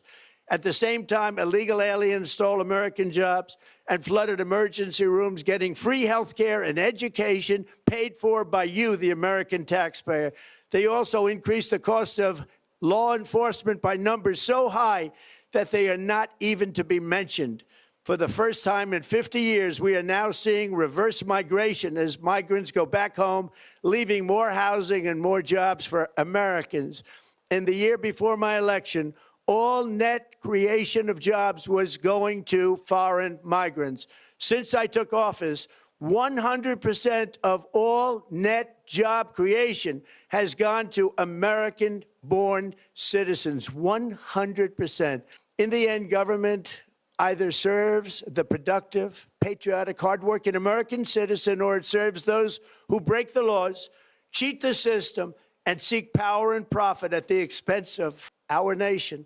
Look at Minnesota, where Somalians have taken over the economics of the state and have stolen billions and billions of dollars from Minnesota and indeed from the United States of America. And we're going to put an end to it. For so long as before my election, the vast majority of good and decent Americans were forced to watch as corrupt politicians plundered the halls of power, exploited our... There isn't anybody who has plundered Washington more than Donald Trump in the history of our country. I mean, I don't know if you guys saw that. We've been talking a lot about fusion energy today. But so 2 days ago, we talked about how China was leading the world in fusion research with a massive new fusion research complex they've built with investing $2 billion into it. And then yesterday, we talked about how a chief fusion researcher was murdered in cold blood at MIT. And then 5 hours ago, Trump's media company to merge with nuclear fusion startup. Trump Media and Technology Group is merging with the nuclear fusion powers. What the fuck did you do? What the? The fuck? Unlock the fuck? I don't know why the camera suddenly decided to be a ghost. The Trump Media and Technology Group is merging with nuclear fusion power startup TAE Technologies in an all-stock deal valued at $6 billion. The unusual combo would expand the president's business interests into the heavily regulated nuclear space. It would provide new resources to the fusion player. It signals Trump world's enthusiasm about a potentially big power source, which faces big scientific and cost hurdles to become viable. Chat, do you think that Donald Trump will be able to marshal cutting edge technology better than the Communist Party of China? I'm just asking. If you believe Trump would do better than the Chinese, you're fucking insane. Have you been to the Trump Taj Mahal? There was literal filth on the poker chips. All right, this guy can't manage a casino. He's not going to manage a nuclear fusion research facility.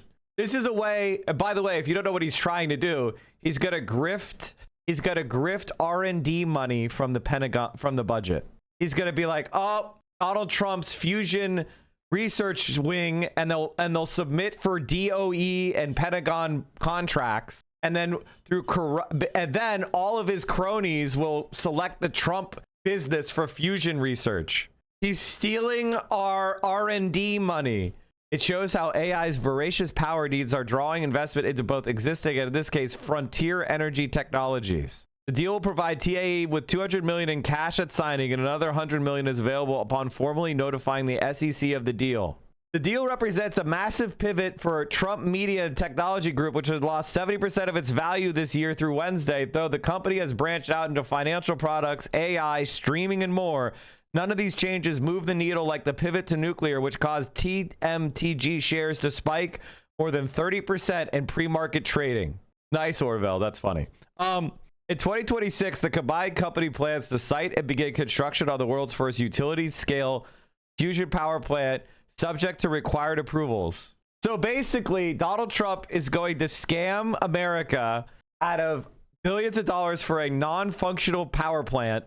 And then when the Democrats come into office, all the Republicans will be like, "What are you going to do? Destroy our only fusion power plant facility?" You have to give Trump more money, and the Democrats will. This is fucking funny as fuck. Taxpayers and pillaged every system that makes civilized society function. But not anymore, and you see that every day. Not anymore. We're putting America first, and we are making America great again. Very simple. We are making America great again. Tonight, after 11 months, our border is secure. Inflation is stopped. Wages are up. Prices are down. Our nation is strong. America is respected, and our country is back, stronger than ever before. We're poised for an economic boom, the likes of which the world has never seen. Soon we will host the World Cup and the Olympics, both of which I got.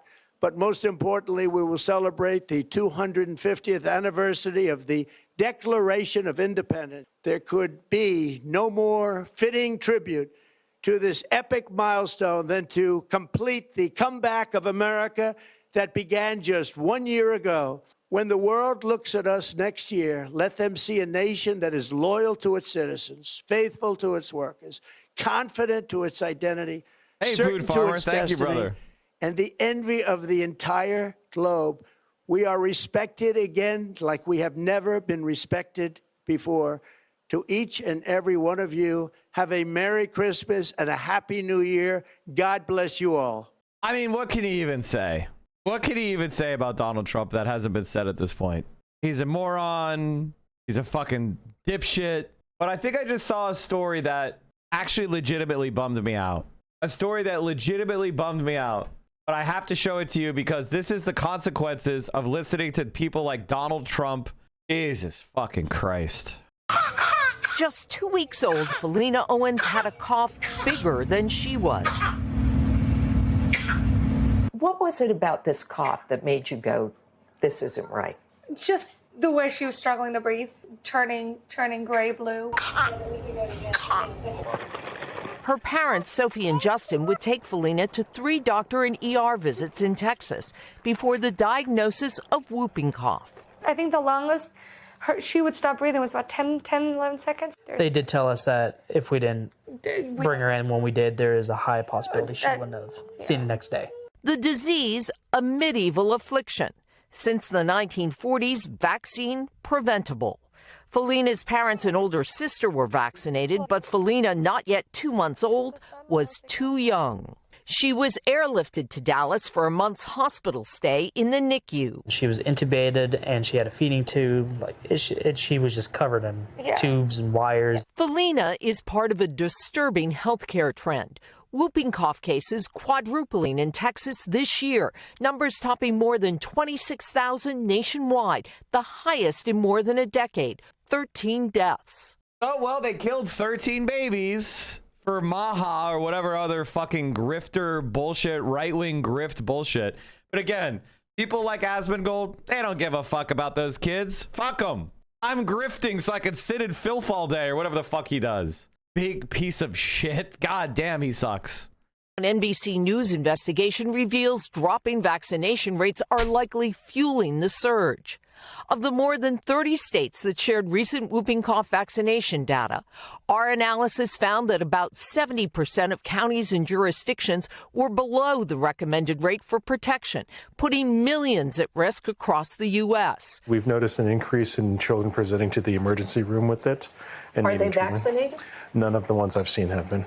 Dr. Rafael Matamal is a hospital pediatrician in Amarillo. Is it tougher to fight the disease or the misinformation? Honestly, the misinformation. When we get into those patterns of rigid belief or orthodoxy based on what we've been exposed to, uprooting that or combating that becomes very difficult.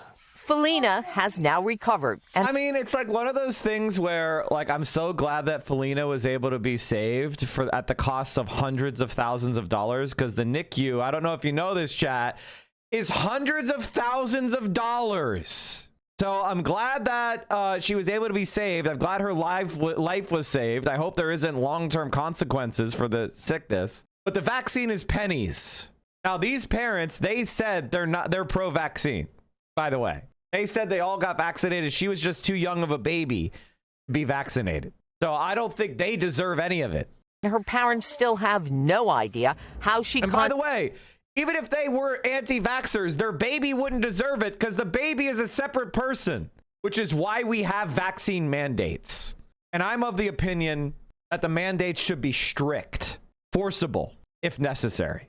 But I don't believe that force is necessary if you target the misinformation liars and criminals. If people are not being told the blatant outright lies and scams, if the scammers go to prison, if the misinformation is contained, that's different.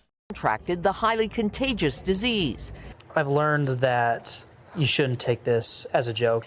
You don't know if your child is next. You just don't know. A lesson this family's learned the hard way. Ann Thompson, NBC News, Texhoma, Texas. I spent a month at ICU in Canada, and my only expense was $40 for the ambulance.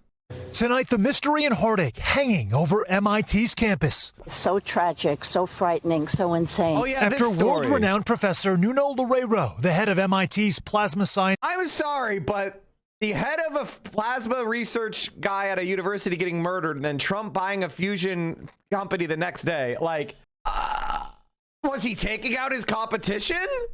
Infusion Center was gunned down in the entrance to his building. Reported gunshots. Father was shot multiple times. 48 hours later, the search for his killer intensifying. The 47-year-old physicist killed in the upscale Boston suburb of Brookline was a father of 3 daughters and a brilliant researcher, according to Bruno Gonçalves, who worked with Loureiro for years in Portugal. How would you describe the level of shock and devastation in the scientific community when this news was learned?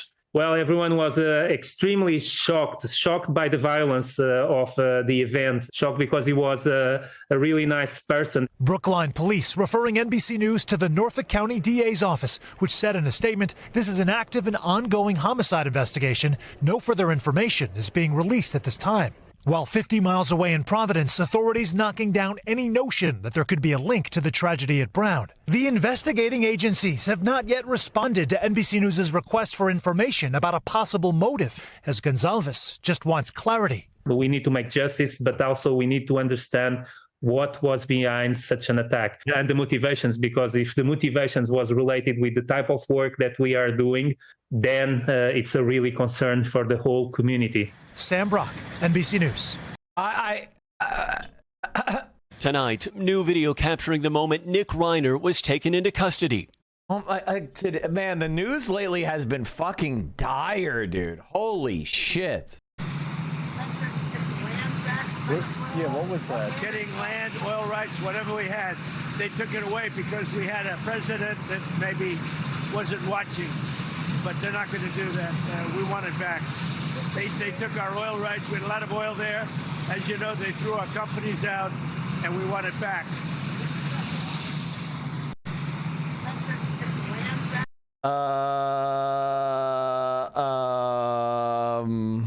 The old concessions that were nationalized by Chavez over 20 years ago, I think the splits were something like for every $100 of Venezuelan oil taken out of the country, Venezuela would get one, which is far lower than the standard dividend. I think in the US, I think the standard dividend is 1/8 of value. What is the royalty paid to the federal government for oil?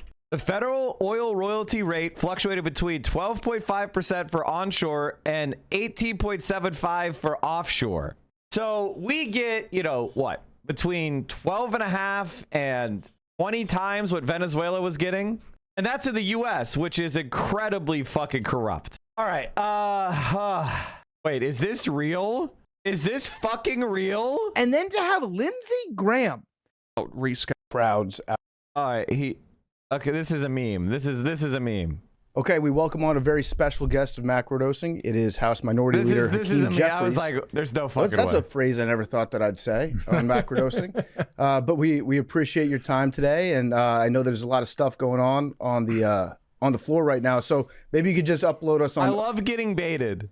Or I guess download us on what's going on today, because I know there was a lot going on with the ACA and that vote. So what's the latest? Well, great to be with you. Thanks for having me on. And yeah, we've been fighting for months now to make sure that we extend the Affordable Care Act tax credits in order to ensure that about 20+ million Americans don't experience dramatically increased health insurance costs if those tax credits are allowed to expire at the end of this month. We're talking about for some Americans, and these are working class Americans, everyday Americans, you know, middle class Americans, who, if these tax credits are allowed to expire, could face premium increases as much as $1,000 or $2,000 per month. That's unsustainable. It's unacceptable, and we can't allow it. The United States might be the most criminally mismanaged and corrupt country ever, literally the richest country ever, while having a middling to low-end quality of life, terrible education, terrible medical system, terrible transit, tons of pollution, etc. See, the reason all of those problems are papered over because the financial system is priced in dollars. So the international finance relies on dollars. So all of the fact that America sucks gets papered over on paper. We look a lot richer than we actually are. Our quality of life. And the thing is, we have a lot of real estate. We've got a continent of land to build on. We've got some of the world's best natural harbors. We have natural resources of every type. Like, America is unbelievably prosperous because of the unbelievable natural resources that we enjoy. And yet what we get out of it is dog shit. Have you been to Southern California? Southern California is literally paradise for human beings. And they fuck it up. And it's dog shit. It is shameful. And it's just, you look around and you're like, parking lots, bro? Jammed, congested highways, 35% of commercial real estate vacant. You know, one of the things that people talk about in Los Angeles that they're really excited about is food truck culture, right? The reason why people have food trucks is because nobody with a restaurant can pay rent. So people have food trucks because they can't afford to rent a restaurant out. And so you'll have a lineup of food trucks clustered on the street in front of like 5 abandoned or vacant pieces of commercial real estate. And it's like, how do people look at this and think it's functional? It's unbelievable to me. It's unbelievable to me. It blows my fucking mind. And I don't blame the people that have the food truck. Those are people that are working hard. The food could be fucking amazing. The best thing you've ever eaten.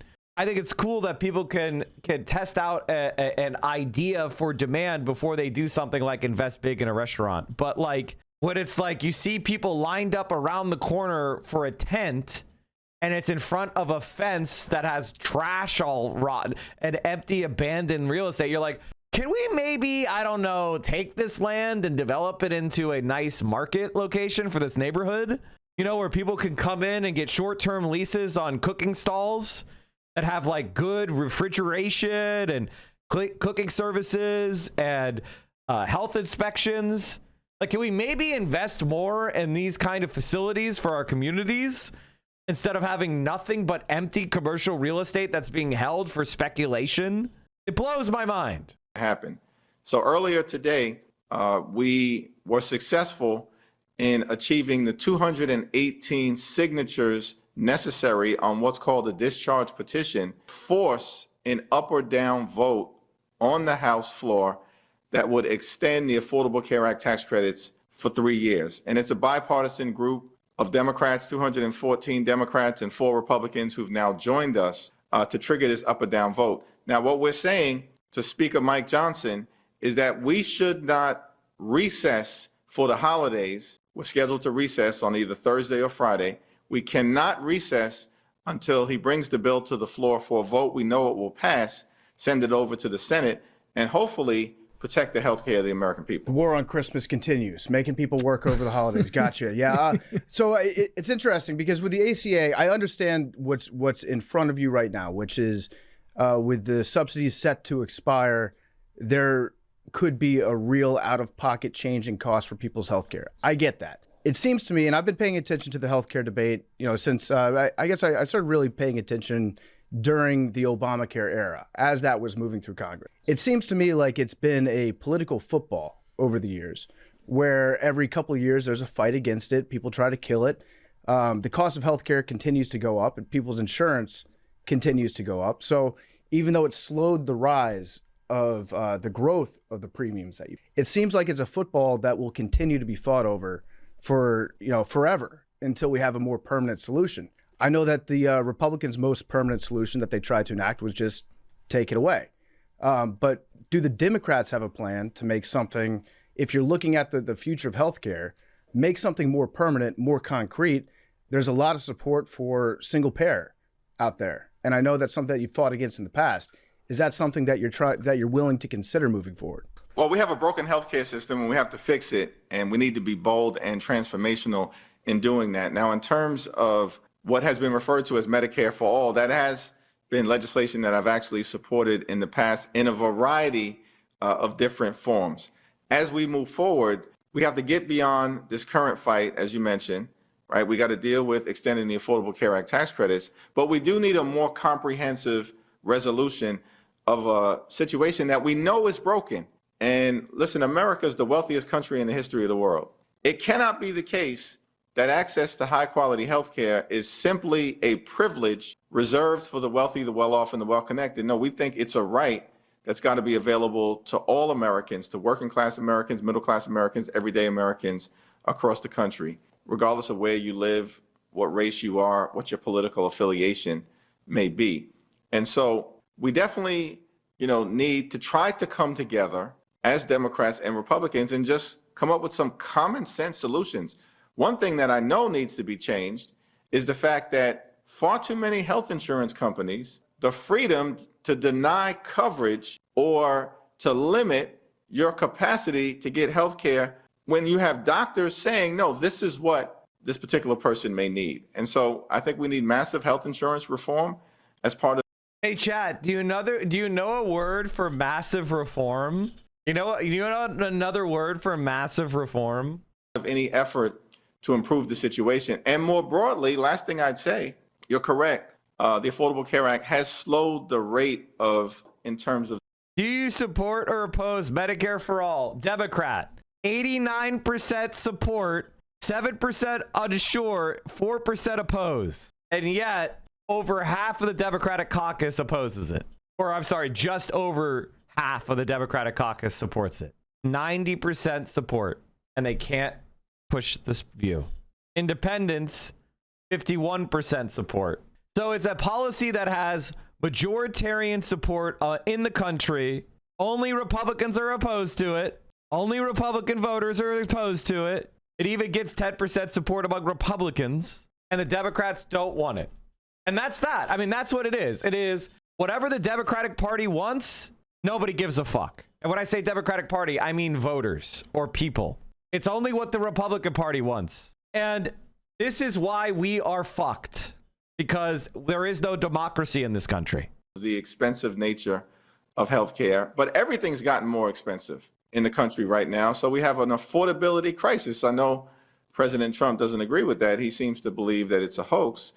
I don't think it's a hoax. I think the people that I regularly interact with across the country know that housing costs are out of control, grocery costs are out of control, childcare costs are out of control, electricity bills are out of control, and of course, healthcare costs are out of control. We need to rein the whole thing in so that people can actually afford to live a comfortable life. So I guess to put a point on it, if the Democrats win in the midterms, if you take control of one or two houses, is that something that you would be willing to commit to fighting for? Is to something like a single payer or that type of universal health care? Yeah, well, I think universal health care is the goal. What form that it takes is an open question. There are a variety of different perspectives. There are people within the House Democratic Caucus who strongly support a Medicare for all single payer type of system. But the overwhelming majority of people actually support, I think, health insurance reform. I just showed you the data. And also, I want to explain something about public policy. Do you pick the public policy that gets a couple percentage points more support in the polls? Or do you support the public policy that's the better public policy that will result in better outcomes for the long term? Assume there's two policies. One is currently slightly more popular in the polls, but is worse if implemented. And one is popular in the polls, but slightly less popular than this other policy, but is superior in every way. What policy do you pick? And the answer is dependent upon whether you are trying to win the next election or whether or not you're trying to govern. And if you are trying to win the next election and that's the only value you have, you pick the slightly better policy and you chase the polls. But here's the problem. That strategy doesn't work because people see you as inauthentic. And then when you win and you implement the shittier policy and the outcomes aren't that good, people get mad at you. That's the ACA. If you go into a policy that's popular, you get it across the finish line, and then people see how well it works, and they like it. People change their minds, and they say, you know what?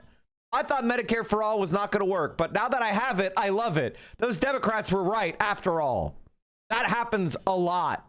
That's called FD motherfucking R. If you do policies, and then they work, and people like them, and they know that you did that, they will like you. That ensures that when people are making these premium payments month after month after month, then when it comes time to see a doctor or, God forbid, go to the hospital or have surgery, that you actually have the health insurance coverage that you thought you were paying to obtain. And so we're going to have a robust debate, but our commitment is really, one, drive down the high cost of living on all of the things, and two, fix our broken healthcare system and do it in a bold and a transformational manner. Yeah, you could call it Trump care for all I care. If that's what it takes. Like if it says Trump care and it passes, I think there'd be a lot of support behind that. I did a bad job introducing you because first of all, congratulations on the NBA Cup. Yeah, let's That's go, baby. Massive news. The Knicks Yes, won sir. the NBA Yes, sir. Cup. I was disappointed to see that James Dolan refused to commit to raising the banner at Madison Square Garden, even though I think the league was trying to make that mandated that you have to put up the NBA Cup banner. What does winning the NBA Cup mean to you? Listen, it's very meaningful. I'm a longtime Knicks fan, and I have not the ability to really experience a championship in my life. I'm 55 years old. What the fuck is the NBA Cup? What the fuck? What the fuck is this ass shit? What the fuck is this? The in-season tournament? What is this fucking So is it just extra games they have to play for nothing? Or do they count? Okay, but they don't, but every team doesn't play.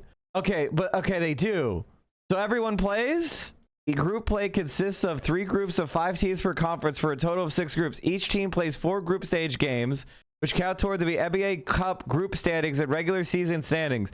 The winners of each group, along with 1 wild card from each conference, advance to knockout rounds. Do the knockout rounds count as regular season games?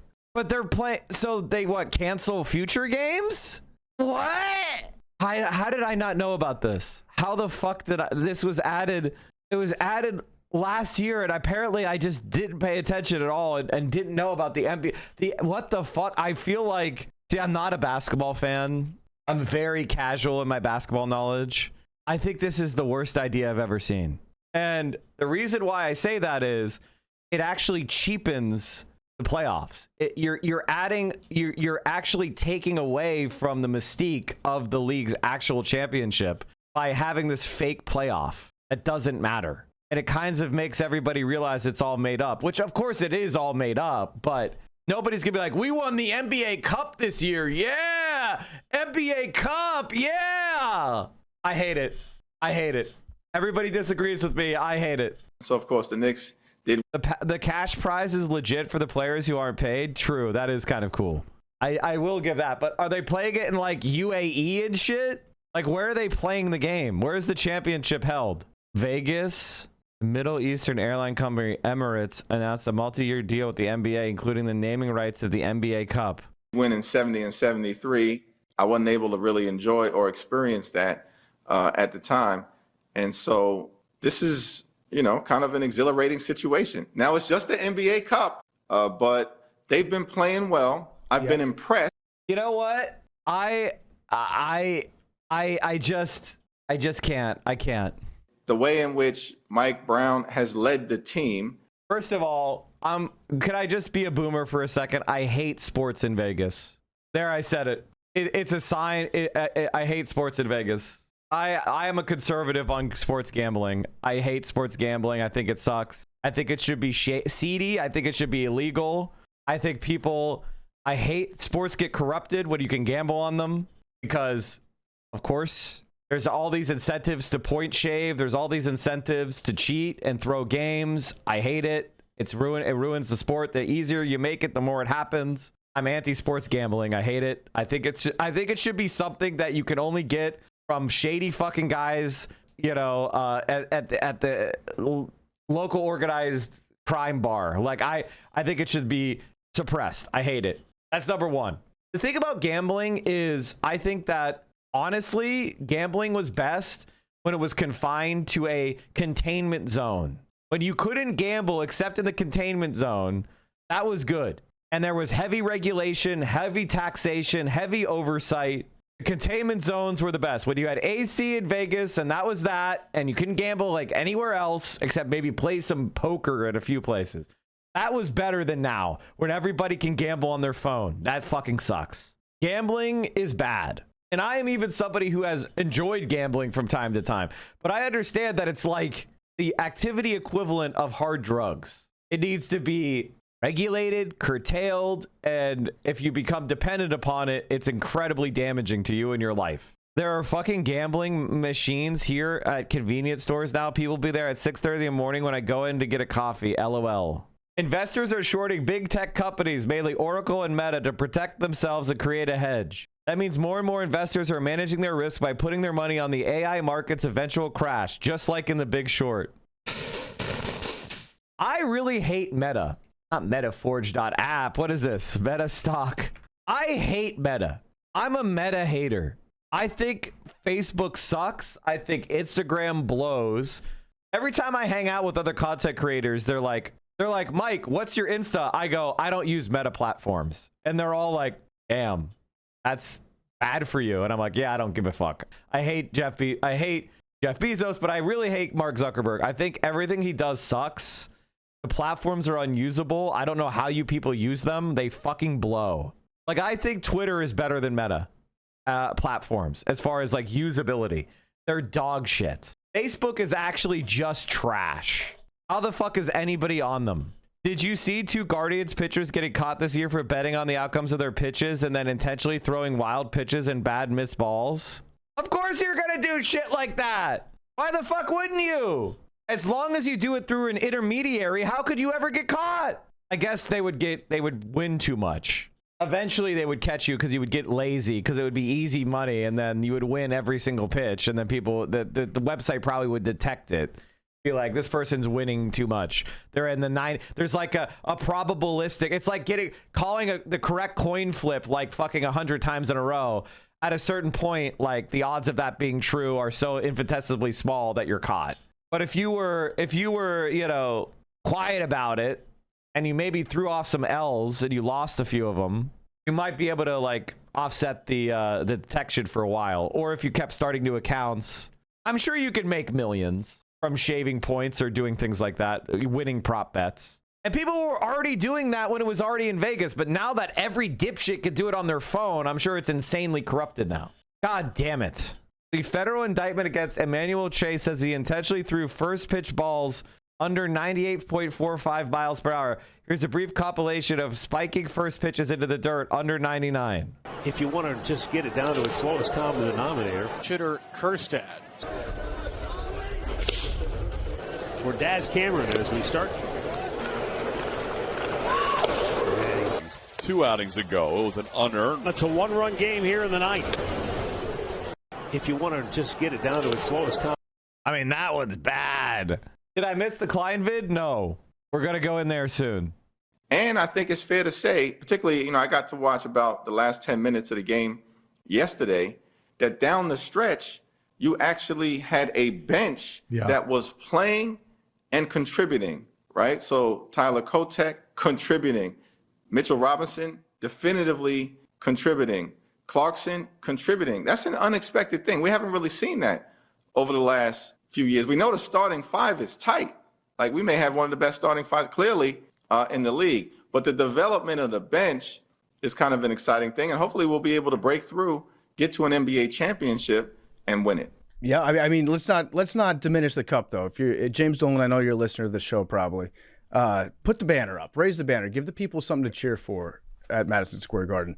I'm gonna let some other people ask some questions here. I know they got some questions about college football, about a lot of stuff. Wait, yeah, Hakeem, we've been told, is this true? Are you a big college football guy?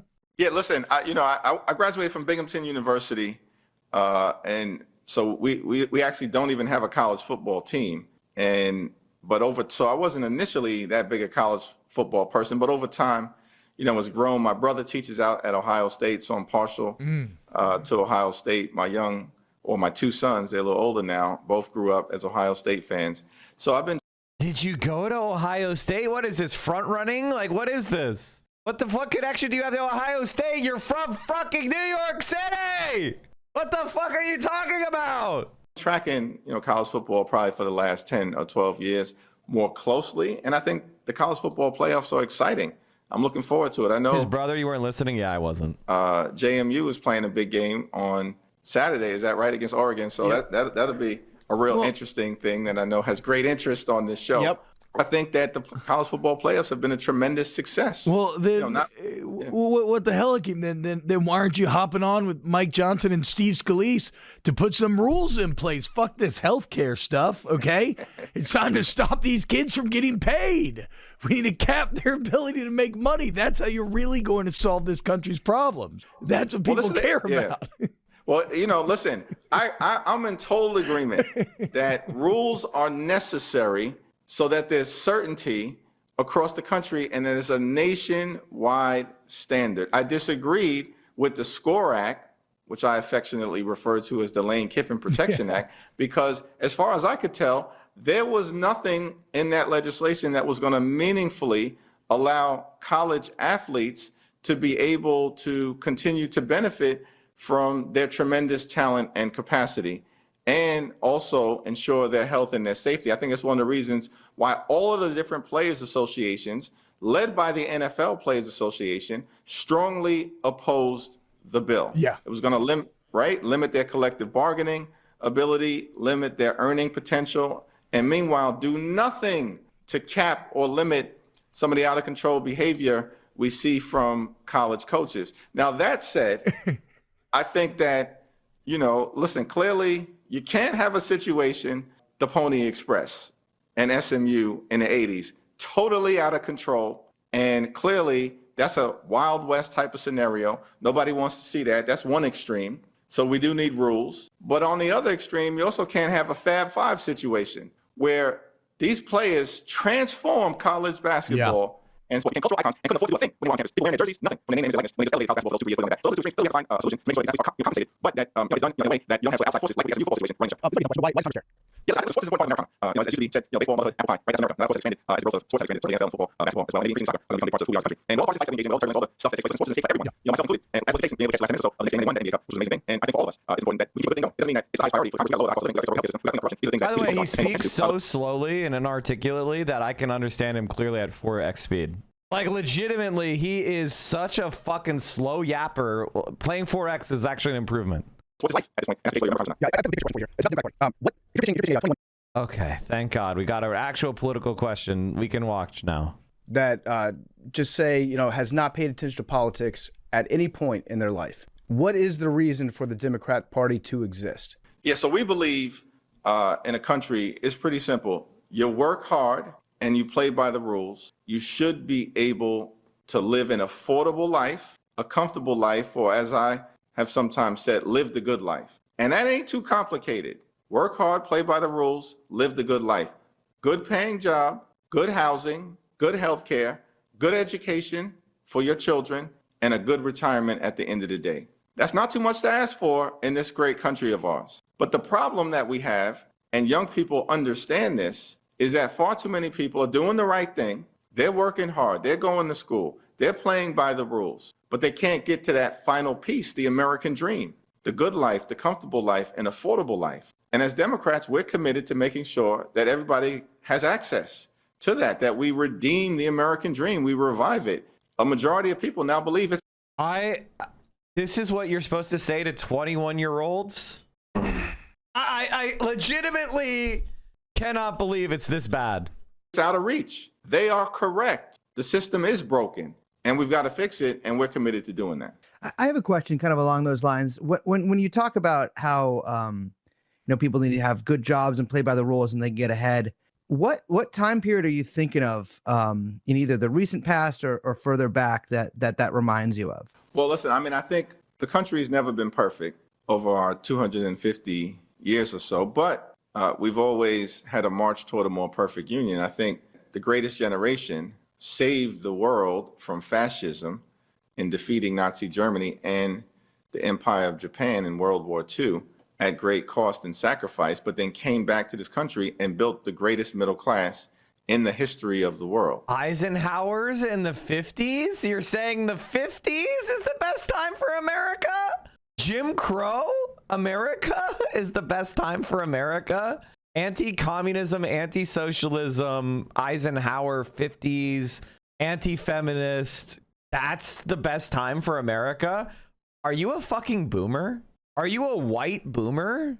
And at the same period of time, years after their return, you saw the start of the modern day civil rights movement to make sure that you can open up opportunities to everyone.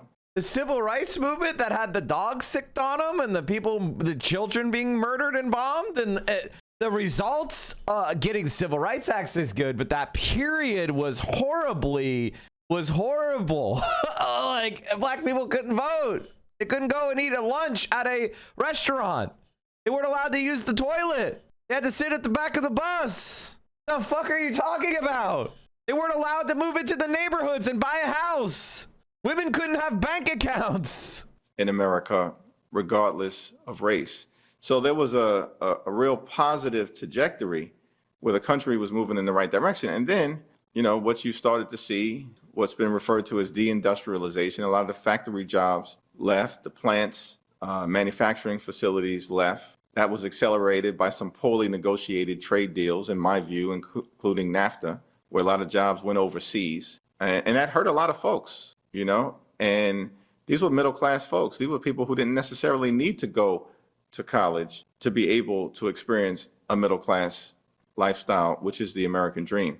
And now we've seen the rise of automation over the last several decades. That's been a problem. We used to be a far more unionized country, so the decline of unionization has also been a factor. All of these things, I believe, have conspired together to jam up everyday Americans, working class Americans, people in rural America, in small town America, in the heartland of America, in places like Michigan and parts of Pennsylvania, of course, Ohio, and Illinois. And it's a big problem. We have small family farmers who used to be able to make a living farming for this country as part of the agricultural industry. Many of them have been wiped out and have been taken over by massive agricultural companies. So there's a lot to celebrate in America as we approach the 250th birthday, July 4th. But we still have challenges that we need to overcome. And making sure that fundamental promise in this country, work hard, play by the rules, actually leads to being able to live the good life is something that we all need to commit to, in my view. Something that, so I'm kind of a numbers guy. a bit of a money ball type of guy, and something. And I'm a big rules guy, and something that's been sort of driving me crazy about the Trump administration is a lot of their sort of foreign policy, especially this recent stuff towards Venezuela, which has been just driving me crazy. And I was a little disappointed to see that Chuck Schumer sort of refused to kind of say whether he was for or against maybe this plan to take out Maduro and install Machado in there. And with the recent seizure of the oil tanker, I feel like things are really heating up. I mean, it's very clear that Trump is doing, I'm sure you read the national security strategy that they put out, totally crazy, talking about the Trump corollary to the Monroe Doctrine. It's very clear that they're really trying to sort of bait Venezuela into war. I think one of the things that's been tough for me as actually one of your constituents and just American voter, it seems like all this crazy stuff happens that Trump does, and then like it's hard to really see a huge fight against that. And again, like I'm not the most together guy. Maybe there is sort of a pushback against it. But I was wondering what is your view on the Trump brinkmanship towards Venezuela? Yeah, well, I'm not supportive of it at all. I think that this effort potentially to try to trigger regime change is very dangerous. We've seen this happen in other parts of the world, particularly in Iraq. It never works out. And the last thing that we need is another failed. As a matter of fact, President Trump promised as candidate Trump, no more foreign wars. And he's doing the exact opposite by potentially triggering one as it relates to Venezuela. I don't support the Maduro regime, but there are bad actors all across the world. And we've got a lot of problems here in this country that we need to resolve in order to make sure that people have the ability to provide for themselves and their families. Far too many people, like literally middle-class people, are struggling to live paycheck to paycheck, cannot thrive, and can barely survive. Let's work on that problem. And we are the leader of the free world. We just spent $900 billion on the Pentagon, which is $9 trillion, or excuse me, it will be more than $9 trillion over 10 years. You were one of those people that said earlier that, we want to reform the health insurance industry. How come the Democratic Party thinks that massive military spending while we're at peace is a good idea? Continue to be important. We should stand with Ukraine, as many of us want to continue to do, and against Russian aggression, but we're supporting them through resources, not supporting them with our actual troops, men and women in uniform on the line. We're thankful for our men and women in uniform, but they shouldn't be put in harm's way as a result of another foreign adventure that no one's asking for here in the country. I fully agree. This past week, I believe it was 3 U.S. troops were killed in Syria. And I think a lot of people were really confused. Like, why are there, I believe they were National Guardsmen. I might be incorrect on this, but like the National Guardsmen that were killed in Syria. And I think a lot of people are kind of confused as to why they would be there in the first place, especially after the defeat of ISIS came, many years ago at this point.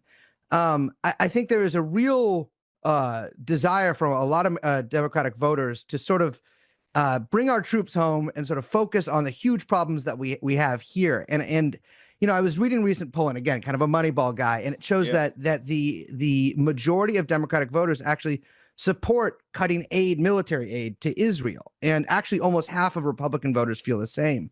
I feel that, and this is my view as well. And I feel that while that may be the popular opinion of a lot of voters, we're not really seeing that reflected in Congress or the Senate. Yeah, well, I think my view is, look, the United States and Israel have had a special relationship for decades, north of 75 years, in a very difficult, challenging part of the world. And I'm going to continue to support Israel's right to exist as a Jewish and democratic state, and of course, a homeland. So would you continue to support Alabama for continuing to exist as a white and Christian state? If not, why not? What is the difference between Alabama existing as a white and Christian state and Israel existing as a Jewish ethno-state? What's the difference between the two? Why is there a difference? Why is one wrong and the other is right?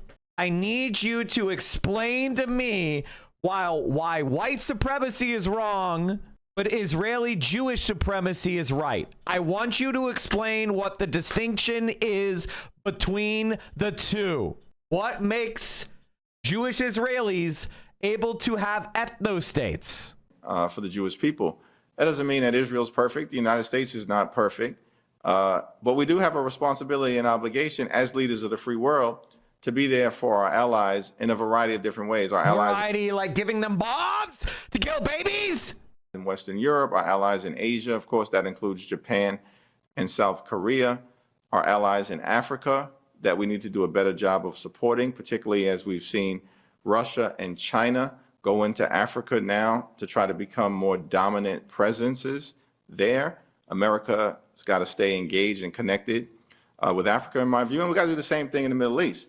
But that doesn't mean our troops should be put into harm's way unnecessarily by trying to overturn regimes in any part of the world. We need to be focused on protecting the safety and security of the American people. And that's where I think we need to continue to go. Where does the line get drawn between a country's right to exist and a country's right to have F-35s and air-to-ground missiles? Yeah, well, I think that's interesting. And we obviously provide F-35s to a variety of different countries who we consider allies. And I think those are strategic decisions that will need to be made continuously as we move forward. That includes in the Middle East, and it includes beyond. Listen, but I think it's also clear America can be a force for good. It's amazing. When is America a force for good? The Vietnam War, was that a good war? Supporting the genocide in East Timor, supporting the Israeli genocide, supporting the Contras and the death squads in Afghanistan, supporting the Khmer Rouge.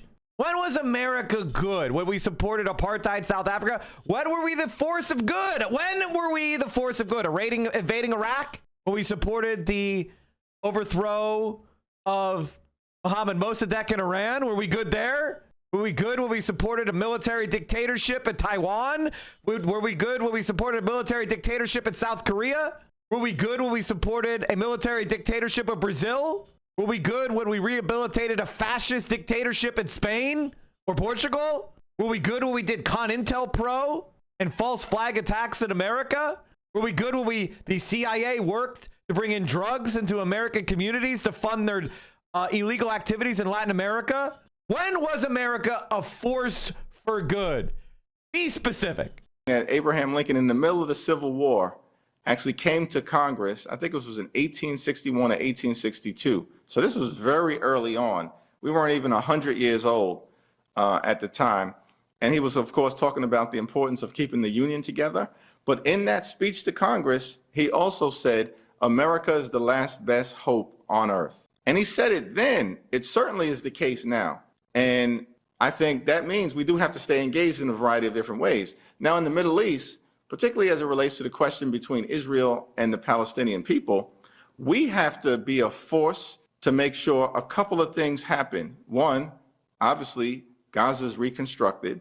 All of the hostage remains are returned. Thankful that the hostages who are living have now been returned home.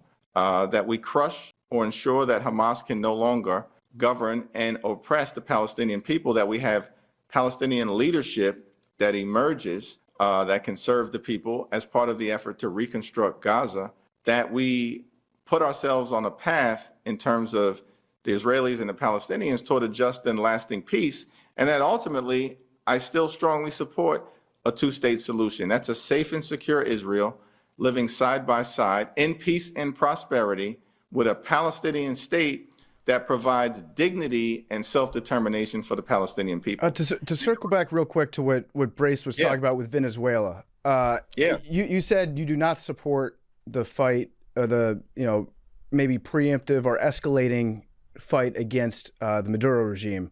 I think a lot of people would agree with you that they don't support it, but I think more than that, people would be like, it's not just I don't support it, it's like, fuck no. Why are we going to start another war? And that's a tone that I have not heard from the left side. It's almost like you're trying to give Trump more rope to hang himself with. Like the further he pushes, the more support he'll lose. But I think the American people are like, hey, we're talking about a war here that we don't need to be fighting in. I would like to see one of the parties be like, hey, this sucks. This is crazy. Don't do it. It's illegal. This is insane. And I haven't heard that from your side. And so is that, are you doing a strategy of like, let's see what Trump pushes for, and that way we can hit him in the let's let him murder more people. Hey guys, let him. Venezuelan people being murdered and starved is good if it moves the Democratic Party's poll numbers up 1/10 of a point. You psychotic fuck. In terms of that, because I think it's more important than that. Yeah, listen, it's matters of war and peace are matters of life and death. So there's definitively an urgency connected to it. One of the reasons why I've been so disappointed in my Republican colleagues is that they've basically allowed Donald Trump to run over Congress, and that, you know, the House Republican majority has often functioned like a wholly owned subsidiary of the Trump cartel. And basically he's their boss. He ain't our boss. We don't work for Donald Trump. We don't work for J.D. Vance. We don't work for their billionaire donors. We work for the American people. And the Constitution is real clear that it's Congress that has the power solely to declare war. And so as a matter of fact, later on today, we'll be back on the House floor debating a resolution put forward by Greg Meeks, the top Democrat on the Foreign Affairs Committee, that will require Trump to come to Congress to seek authorization before he engages in aggressive military action against Venezuela.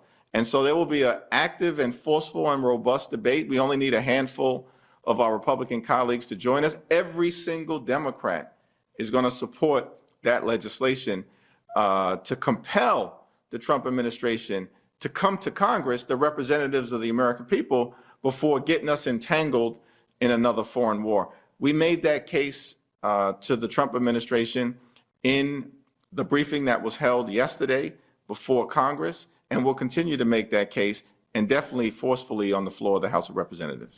What would you say to someone who hears that and maybe thinks that it's a bit or maybe I've just become a bit cynical about that, right? Where it's like you look at the increasing power of the executive branch for decades and decades, and both sides, whoever's had the seat, and you look at the multitude of excuses to create wars and untegly name wars. Like, how would you fight against the idea that I can hear you say that, but I could be cynical about the efficacy of that? Like, could something like that actually work? Yeah, well, listen, it's got to work. I mean, that's the system that we have. At the end of the day, the founders, they didn't create a parliamentary democracy. If they created a parliamentary democracy, basically the executive branch and the legislative branch are one and the same. That ain't what we have in the country. It's separate and co-equal branches of government. The Congress was designed to be a check and balance on a potentially out of control executive branch, whether that's a Democratic president or Republican president, right? And so I think Congress, you are correct that we've seen administrations on both sides of the aisle continue to take more authority over the last several decades, and we got to reverse it and push back against it, whether it's a Democratic president or Republican president. But by the way, no one has done it as extremely as this administration is doing it. Yeah. I mean, this is an out of control situation. The guy is regularly behaving as if he's a king. I agree with that. And, you know, in 1776, we broke away from governance by King George at the time, broke away from it, and ain't nobody trying to go back to it. So that is going to require, you know, the Congress to step up in this instance. But you're right, we should be intellectually consistent moving forward if we ever encounter a president from the other side of the aisle, our side of the aisle, who tries to engage in this type of aggressive overreach as well. Mm-hmm. Big T, you got anything? Yeah, I've got a website pulled up here, and I don't know, you can tell me if this is accurate or not. It lists congressional stock trades, and it says you haven't traded any stock since 2021. Is that true? Well, that is correct. Well, I don't own any individual stock. And so that would be correct. Okay, well, that leads to my real question, which is that I don't want to tell you how to do your job. That seems like you're missing out on a pretty sweet deal. Why is that? Well, listen, I think that public service is a sacrifice, and it's a worthy sacrifice when you enter into this arena. And the overwhelming majority of my colleagues, they're in Congress to do the right thing, to serve the public, to make life. I don't even know why he goes through the motions. I don't know why he even goes through the fucking motions. Better for their constituents. But there is a perception problem, and in some cases, a substantive problem, when you have the ability of members of Congress to trade stock. It shouldn't happen. Like, what is the ratio of genuine naivete versus malicious incompetence at the Democratic Party? At the elite level, 100% malicious. His top donors are the American Israel Public Affairs Committee. That was his top donor of 2023 to 2024. And then BlackRock, Apollo Global Management, MetLife, and Lockheed Martin. So military industrial complex, insurance industry, Wall Street, and Israel. That's your Democratic Party leader. I mean, this is no different than what a Republican would look like. None whatsoever. We should ban it. There's a bipartisan effort to try to do that, overwhelmingly supported by Democrats. We just need a handful of Republicans to continue to partner with us, and we can get this done. And we're committed to banning stock trading. It just shouldn't happen. Mm-hmm. I got a question about actually a couple of colleagues of yours. Corey Mills. Corey Mills, this guy is straight out of a movie. I sometimes... He's amazing. He's kind of like, I almost respect it. The guy is a illegal arms dealer. He sits on the Armed Services Committee. And I mean, all the other stories that have come out about him in the last 2 months, it feels like I'm watching, what's that movie with Jonah Hill? War Dogs. War Dogs. Yeah, War Dogs. Moneyball. Moneyball. Yeah, good call, Brace. Why is he still around? Why is he on the Armed Services Committee if he's involved in the decisions that impact the price of the weapons that he's selling outside of this country? That I can't even think of a bigger conflict of interest that I've ever seen in Congress than this. And it seems like it's been somewhat of an open secret for a long time.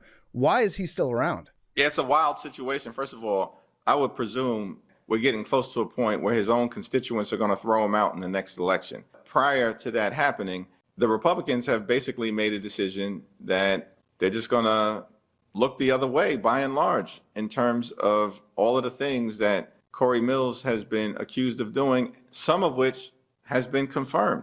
And it does seem strange that he would be put on the Armed Services Committee, and the dude is an arms dealer. That's crazy. That is nuts. Mm-hmm. And it's one of the things that... You're putting... Wait a minute. Henry Cuellar. What the fuck are you talking about? I think causes people to look skeptically upon the entire institution. Again, the overwhelming majority of people, Democrats and Republicans, people I may disagree with on a variety of issues, but I think are here to try to do the right thing for the folks they represent. But then you got people who are clearly bad actors. And I believe that many of these allegations are before the Ethics Committee. Henry Cuellar was the only Democrat to vote against the bipartisan War Powers resolution to end U.S. hostilities against Venezuela. Right now, related to Corey Mills, hopefully the Ethics Committee will make a decision sometime sooner rather than later, and we can see some accountability. And then when it comes to somebody that's on your own side, Henry Cuellar, he's going to be running as a Democrat again. Beautiful. I think the speculation was that he would flip to Republican after he was pardoned by the president. Doesn't look like he's going to. That seems like the kind of guy that also should not be in Congress. A guy that was just convicted on it was bribery. I forget what all the other charges were, but pretty much a boilerplate guy of this person should not be in Congress. He's running as a Democrat again. Are you afraid of alienating that he'll flip back over to running as a Republican, and that's why you haven't been more forceful in saying this is an example of a guy that we do not want representing the American people? Because I feel like that's something that when I don't hear you say that, I think to myself, well, he's playing the game here, when I think it's, again, bigger than this one situation, and the American people should be like, this dude should not be representing us. Thank you for asking that. And here's the thing, relative to the Cuellar situation, that's a bit different than some of the pardons that I've criticized, particularly as it relates to Santos, as an example, who was convicted by a jury of his peers. Now, the thing with Cuellar is that, the thing with Cuellar is that Cuellar, yes, was indicted, but I support the principle in this country that you are innocent until proven guilty. There's a presumption of innocence, and it's for a reason. Now, far too many people assume you get indicted, you must be guilty. That is not the case. And I've been someone who's been involved in criminal justice reform for a long period of time. In fact, partnered with Republicans on the other side of the aisle during the first Trump administration to enact the First Step Act, which was the largest criminal justice reform bill in a generation, to try to push back against what I believed was the mass incarceration epidemic that we have in this country and the failed war on drugs. So I believe in the presumption of innocence. Cuellar was never convicted by a jury. Trump decided, for whatever the reasons, to step in and pardon him. Donald Trump was indicted in 4 different jurisdictions, and every single time he was indicted, notwithstanding my strong disagreements with Donald Trump, who he is, what he represents, I was also clear. He's entitled to the presumption of innocence, and that's the reality, whether you are the President of the United States, a member of Congress, or everyday Americans. And we should fight for this principle, because when you have overly aggressive prosecutors trying to jam up everyday Americans, it doesn't get the same level of attention. And unless we support this principle for everyone, the people who are going to be adversely impacted the most aren't going to be the ones that have the spotlight. Wait, he's saying Trump is right? That the prosecution was too aggressive? That Hakeem, is that what he's saying? I'm sorry, chat, but when Zohran Mamdani endorsed this guy, that was one of the worst mistakes he's ever made. This guy would lose to a hand fucking sandwich. The only reason he hasn't had a strong challenge is because people were afraid of the money. They were afraid that he would have $10 million from AIPAC and they would get buried in negative ads and they wouldn't get any attention. Not running against him was one of probably the biggest mistakes that has ever been made in the history of the American left. He's fucking trash. On them, it's going to be everyday Americans who can get overrun by people who are overly aggressive in prosecuting crime in America. I agree with that, but also, don't you see that's a little contradictory with how you just spoke about Corey Mills, which is, you know, the Republicans should, it's disgraceful that he's still there. The Republicans haven't done anything about it. He hasn't been convicted of anything. It's just accusations against him. And then Cuellar, he's got some pretty significant accusations against him. And this would be the moment where the Republicans would say, the Democrats need to do something about this guy. He's their problem. Why have the, and I tend to agree with that. If we're going to say the same thing about Corey Mills, I feel like we should say the same thing about a guy that is also someone that should not be representing us. Well, what I'll say about Cuellar is that, you know, consistent with our own internal rules, the moment that he was indicted, he lost his gavel in terms of being the top Democrat on the Homeland Security Subcommittee of the Appropriations Committee. And that happens whenever any member of Congress on our side actually confronts a criminal indictment. Notwithstanding the fact that they're innocent until proven guilty, they've got to step down, as was the case with Cuellar, from his leadership position on a very powerful committee, the Appropriations Committee. And that's also the case with anyone who may be in leadership. The moment that you face this kind of criminal jeopardy, you've got to relinquish your position. And as we've been discussing, we're just not seeing that on the other side of the aisle. I don't know what their rules are. Maybe they're different. Gotcha. Brace, I know that there's a lot of stuff about the Epstein files in the news. I didn't know if you had anything in particular you wanted to dig in on that. Yeah. Well, 2 things. One, first of all, I just want to mention, you know, to kind of bring it back to Venezuela for just one more question. You know, Trump recently announced that he would be blockading Venezuelan oil, which is, to me, totally crazy. I mean, and it really brings to mind the horrible blockade of Cuba that has been in place for decades and decades and decades. And of course, he's using that as a bit of a pretense there. I was just wondering, I mean, I have no idea the legality of, again, like anything Trump does, or if he's actually going to do it, or if it's just a truth that lady that follows him around truthed out for him that he sort of dictates to her. But my question is, like, if they do blockade Venezuela's oil, I mean, this is a sovereign country. Regardless of whether people agree with the leadership or not. I mean, certainly there's a lot of other oil producing countries that don't exactly have a democracy that explicitly resembles the American one. That would be correct. Yeah. And my question was, like, what can you guys do to stop that? You know? Well, listen, I think you're correct. We haven't seen any evidence that justifies the legality of this kind of blockade. Now, Donald Trump and the people connected to his administration told us initially that these strikes that are taking place off the coast of South America in international waters were designed to stop drug trafficking, something that we could all support, stopping drug trafficking. Drugs have been a scourge that have impacted the American people for decades, causing a great deal of harm and destruction and death. But we don't even believe that these strikes are lawful. There's been no indication to any of us. We've demanded repeatedly in both private meetings and publicly that they show us the justification for what many of us believe are extrajudicial strikes. How does this further the national security of the American people? What is the evidence connected to these strikes? And so now they've taken it one step further because they're blockading, apparently, oil tankers. Now, how does this relate to the failed war on the effort that you allegedly were undertaking to try to turn around? And the irony as well is that Donald Trump, speaking of pardons, pardoned this narco-terrorist who was the former president of Honduras, who, by the way, was convicted by an American jury of narco trafficking. And notwithstanding that, we're supposed to believe that there's a legitimate effort that's underway to try to deal with drug trafficking into our country. And the most high-profile thing that you've done over the last several months in this area is pardon a narco-terrorist who was close to El Chapo and clearly an American jury found was receiving millions and millions of dollars of bribes. Even the credibility on the anti-narcotic trafficking effort has been called into question by recent actions. And now you're taking it a step further by saying, you know what? It's not even about narco trafficking, apparently. I feel like watching this video was the equivalent of eating microwaved lima beans. Like microwave frozen lima beans that have not, you know what I mean? When they've been kind of freezer burned with no salt or butter.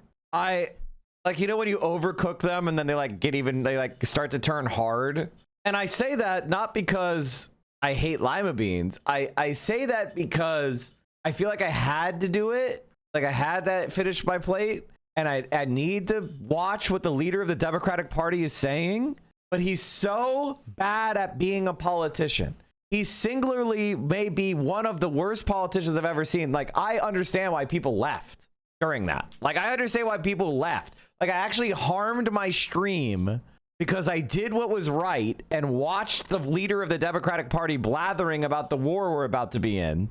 But I also understand why people left because it was so fucking boring. I was having trouble paying attention. I was literally having trouble paying attention. And I care deeply about this story. I care deeply about politics. And I was struggling. I'm struggling right now. It's one of those cases where we were eating our vegetables together because we have to do it. But at the end of the day, I feel terrible. I have a tummy ache.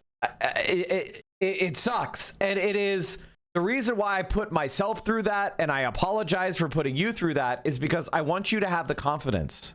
When somebody says that Hakeem Jeffries is popular in his district, I need you to laugh at that person like they're a fucking idiot. I need you to say, bro, no, he's not. He just has mild name recognition. If any normal human being saw him next to a decent politician, he would lose horribly. He's fucking terrible. He is the most beatable leader that the Democratic Party has ever had. He has a 52% unfavorable opinion.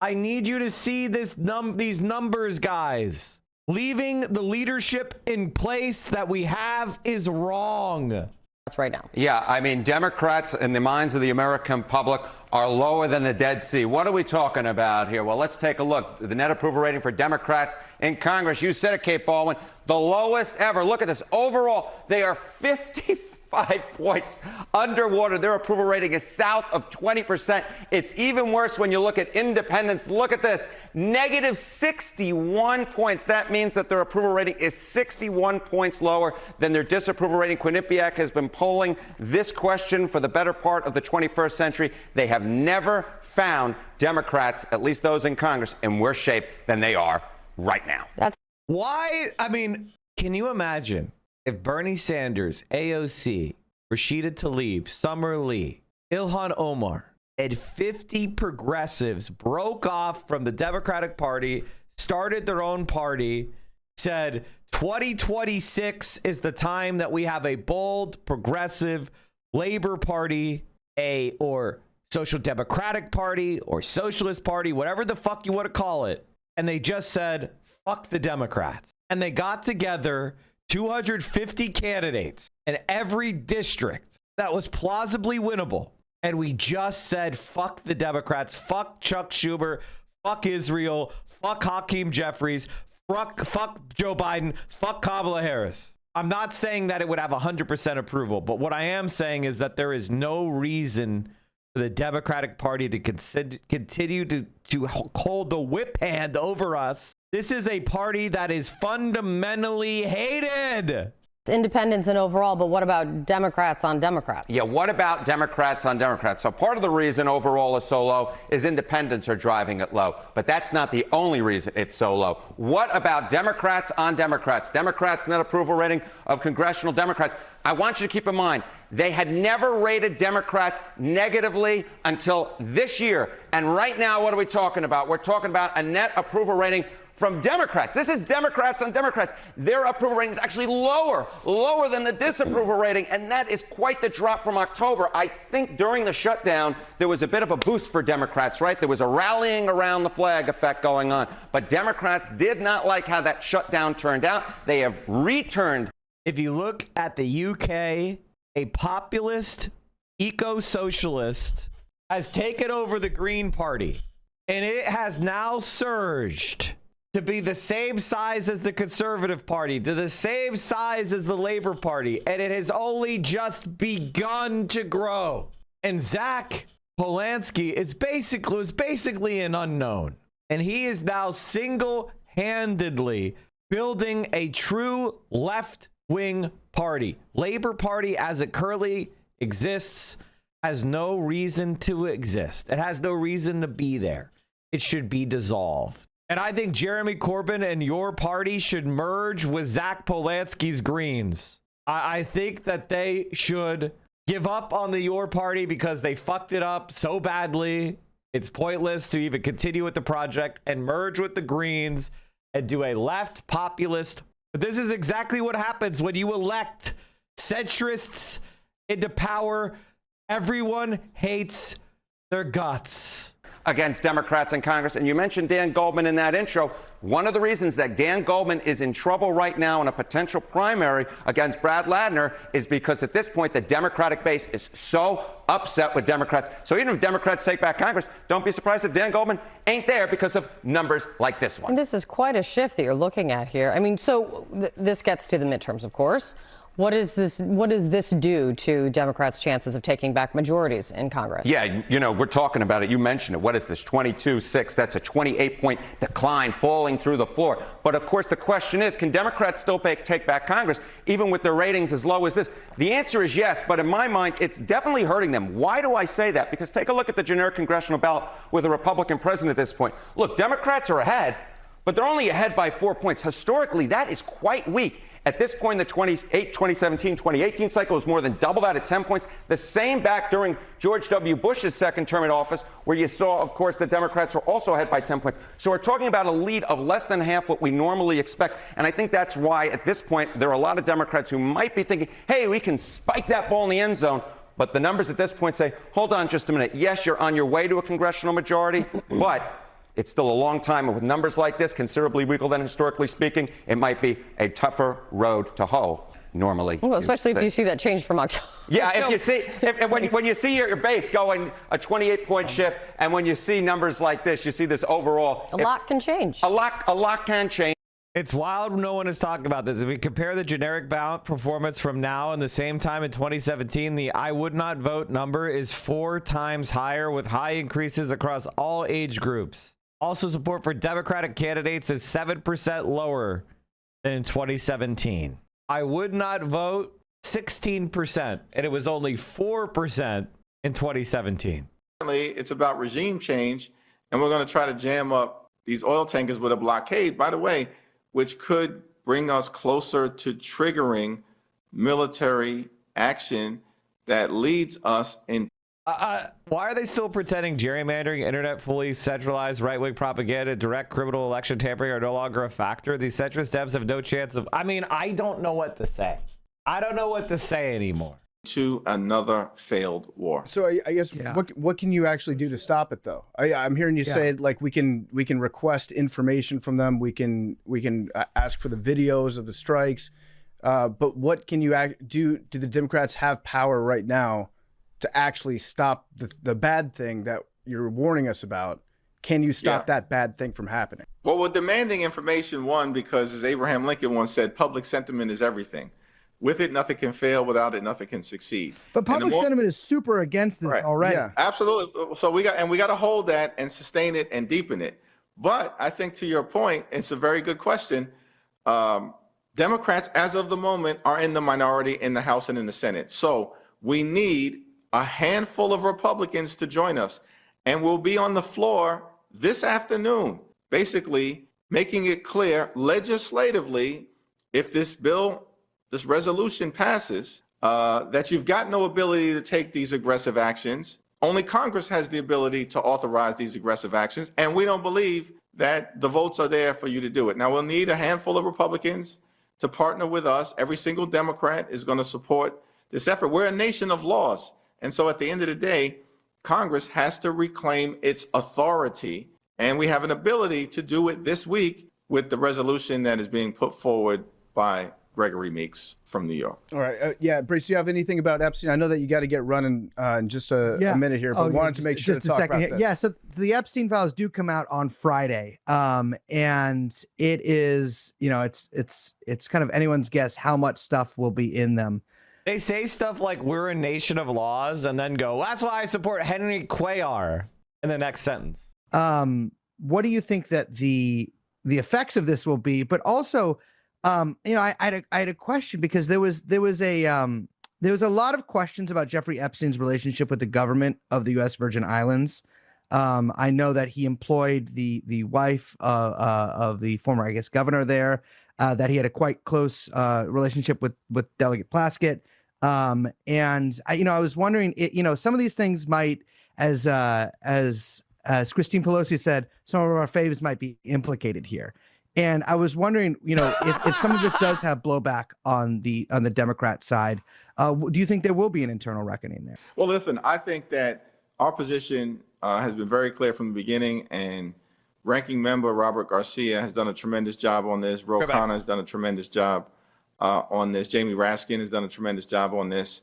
That we just want the information out there and let the chips fall where they may, because we need justice for the survivors. These were, teenage girls in many instances who were victimized by Jeffrey Epstein and his powerful friends. And there's been zero accountability for people who may have been involved in this effort to really exploit these young women or teenage girls. And it's the survivors who have said, we want this information released to the American people so that there can be some accountability moving forward. And that's our view. No matter how well connected or powerful these individuals may be, where the information leads us, the information should lead us. Yeah, I full agreement with you on that. I know one of your big donors in the 2023-2024 cycle was APAC, BlackRock, Apollo Global Management, MetLife, and Lockheed Martin. Apollo Global Management, obviously, Leon Black, his association with Epstein. I know there is some sort of internal reckoning there. It looks like that from the stuff that has been coming out through the recent release of emails from the House Oversight Committee, which has been doing an incredible job with that. It appears that Epstein was quite close to many leaders at Apollo Global Management. Do you have any insight on how they're dealing with that? Yeah, listen, I don't think I've ever gotten a check from Leon Black, or I've never met him. So I know nothing about him, though I know these allegations of his connection to the Epstein thing is serious. I'm proud of the fact, actually, that my average contribution is $28 per person. And so my biggest donor actually... By the way, you can game that by having people donate $1 like 1,000 times to lower your average donation. These numbers can be gamed. Once Bernie, it was authentically true in 2016 for Bernie Sanders, but ever since then, everyone, all of these centrist Democrats game these numbers now by doing things like that. So it's fucking pointless to bring that up anymore. Are everyday Americans, people who have worked hard throughout their entire life. We're talking about hundreds of thousands of people who on average contribute $28 per Buttigieg contribution. very famously had the donate the smallest amount competition. Yeah. It's like, wow, all these people are donating 1 cent. Wow, I can't believe my average donation is going down so much. To me, and I'm thankful for that, because that's who I'm responsible for helping to serve and elevate. Now, of course, there are contributions from others that I receive from a variety of different folks across the country, but I think it's important to know that I'm proud of the fact, and have worked quite hard to achieve this, that we're raising money in small dollar increments from everyday Americans who just want to see us fight to make their life better. And that's, at the end of the day, what I'm going to continue to do. Can I just real quick on the way out here, because it seems like it's been a theme of the entire conversation, but you just mentioned like the basic cost of living, inflation, and I know this is like a very naive question potentially, and I just fucking talk about football, but it seemed like inflation in the economy was the lever of power that Trump used to regain office, right? It'll now be the lever of power that y'all seek to regain office, and I understand that. I just don't understand how do you actually attack it?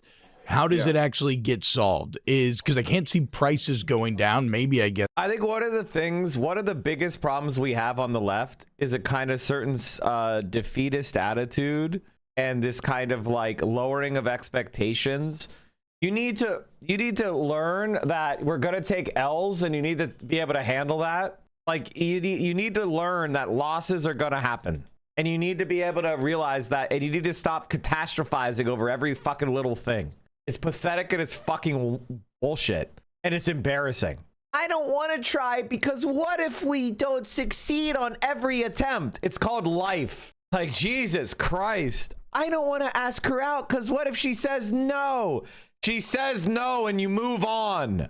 I don't want to learn how to skill because what if I don't want to learn how to cook because what if I cook and it doesn't taste very good? You try again the next day. Grow the fuck up. Jesus Christ. This is like by far and away the most pathetic. Oh, you didn't win on your first try? Looks like it's impossible and your whole entire trying was wrong. You should not try again. I am so intelligent. Yes, they could. Is it about wages going up? Like, it all sounds good, and I want to believe it because I feel it, and it fucking sucks. But, like, I just don't know. It just seems like it's being bandied back. I don't know how you could possibly make it happen. Yeah, it's a great question, and it's on the minds of so many people that I represent and people that I encounter across the country because the cost of living is too high. And it should be all hands on deck. Everybody, House, Senate, Democrats, Republicans, Congress, President, everybody, all hands on deck to deal with this issue. And you're absolutely right that Donald Trump promised that he was going to lower costs, that he was going to focus on this issue, that costs were going to go down on day one. His words, not mine.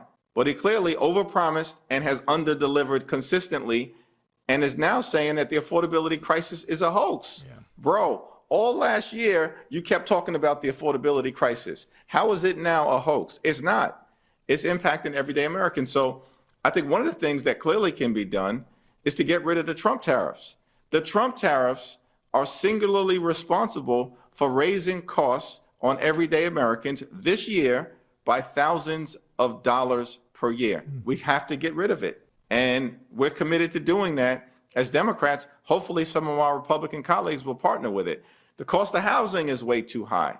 That's both rent, too high, and of course, purchasing a home or your mortgage, particularly with interest rates being where they are. One of the ways that we can bring housing costs down, everybody understands this, we just need to do it, is to build housing that is affordable for working class Americans. This is a matter of basic economics. Yes, you can, Elwood. If the demand for affordable housing is here, but the supply... Oh, we can't primary Jeffries. He's too popular. Well, then primary him to show you exactly how truly popular he really is. People just love to excuse their defeatism. The reason why they don't want to primary Hakeem Jeffries is because it would force Hakeem Jeffries to be even more anti-left wing. And they worry that Hakeem Jeffries would, and the Democratic Party establishment could do a lot of damage to Zohran Mamdani if they went all in on attacking him. And they're worried that if they did that, that would make the left look bad. That's what they're talking about. They're afraid Hakeem Jeffries would join with the Republicans to sabotage Zoran. Well, I want to clear up your fears for you. He's going to. I want you to clear that fear up. He's going to.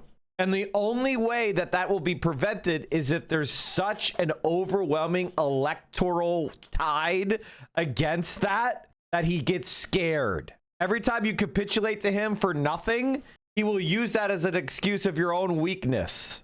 Imagine being afraid of the congressional Democrats when they're at negative 65% approval.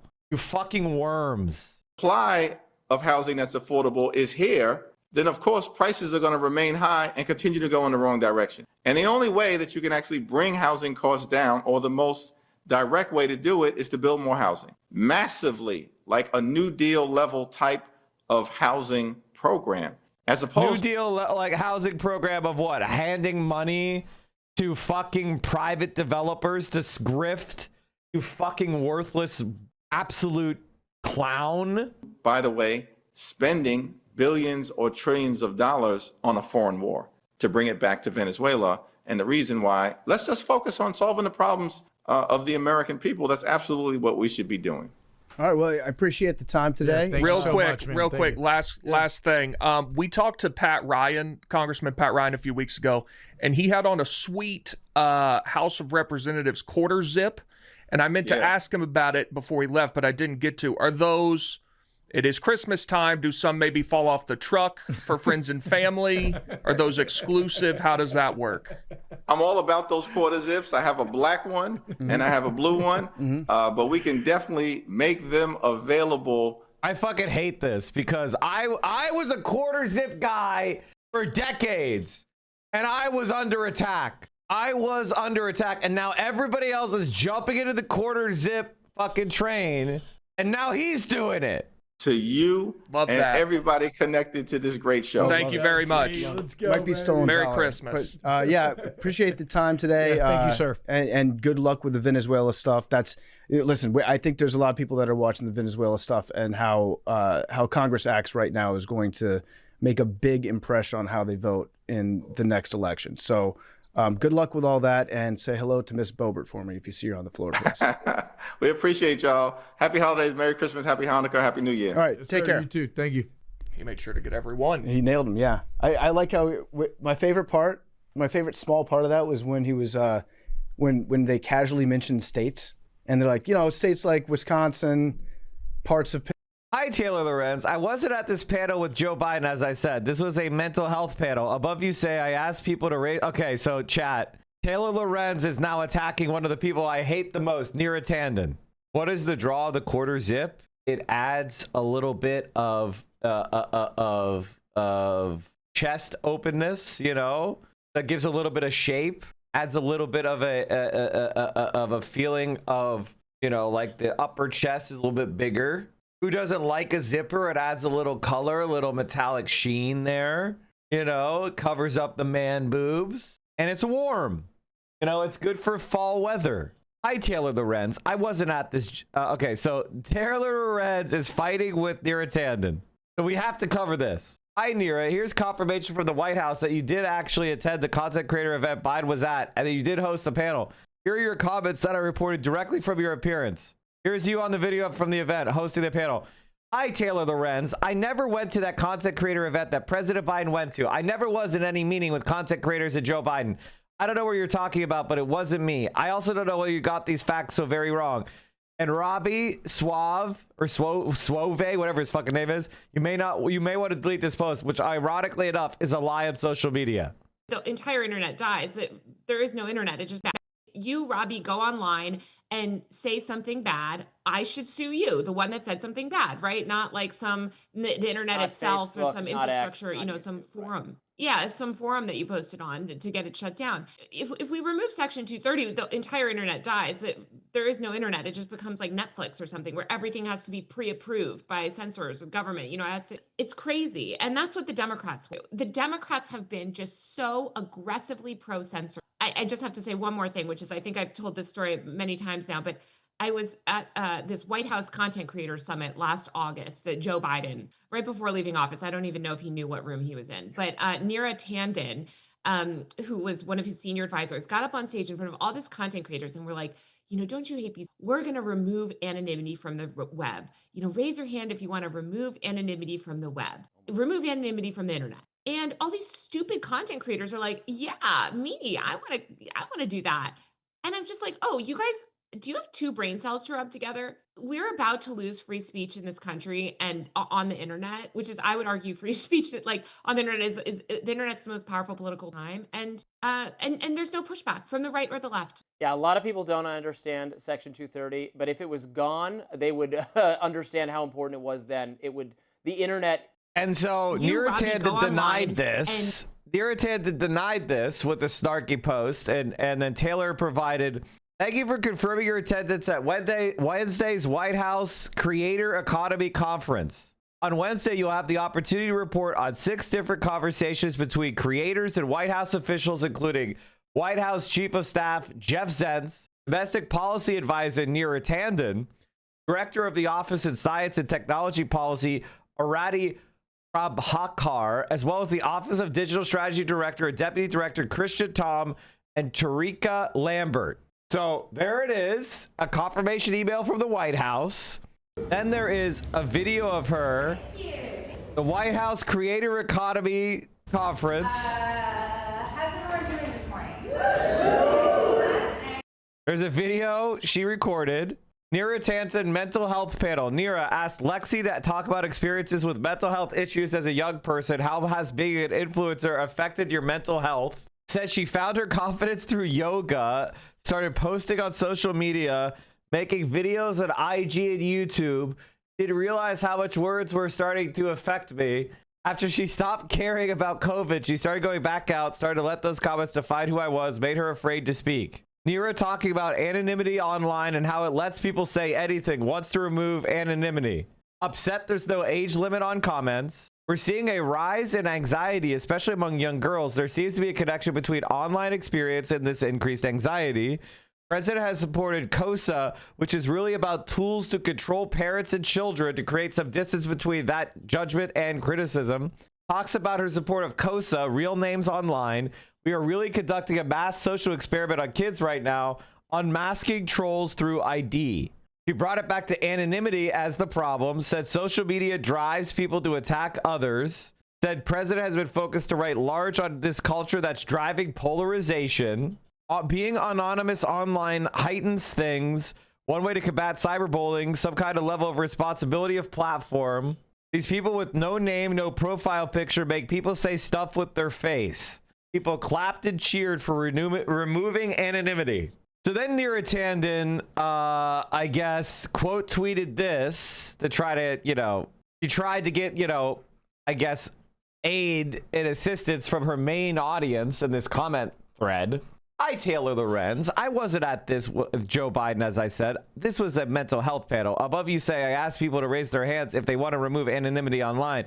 Any evidence for this anywhere? It's not in your notes. Since this event is online, I'm sure no problem to find some evidence for the claims you made in this podcast. Now, he's now moved the goalpost from I never was there to I never asked this question in this very specific framed way. You were there so you said you weren't, but you were. And then you said you never said anything about anonymity being removed, but in fact, it turns out that you did. Now you're saying did I ask people to raise their hand? Here's the archived White House website confirming that Joe Biden was in fact at the event. Here are my notes again, where you see that I noted how people cheered for removing anonymity and how you used the panel to push this policy. Look at those goalposts fly. I mean, it is true. I never went to the content creator event that President Biden went to. These are the people that lead the Democratic Party. Until people like Neera Tanden, Joe Biden, Kamala Harris, Hakeem Jeffries, Chuck Schumer are gone, we're fucking cooked. This is a high school in China.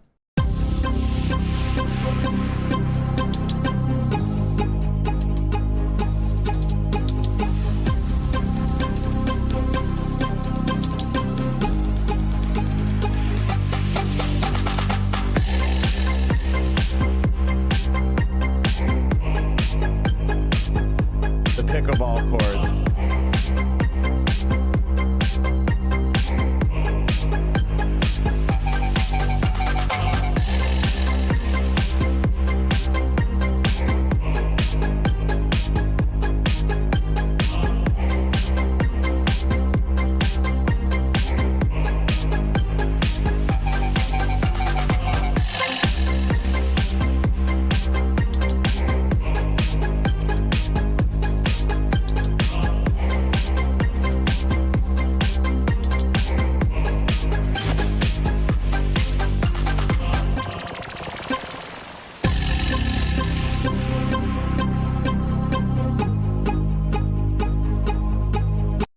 one of the worst experiences that we have is that American schools, how do I explain this?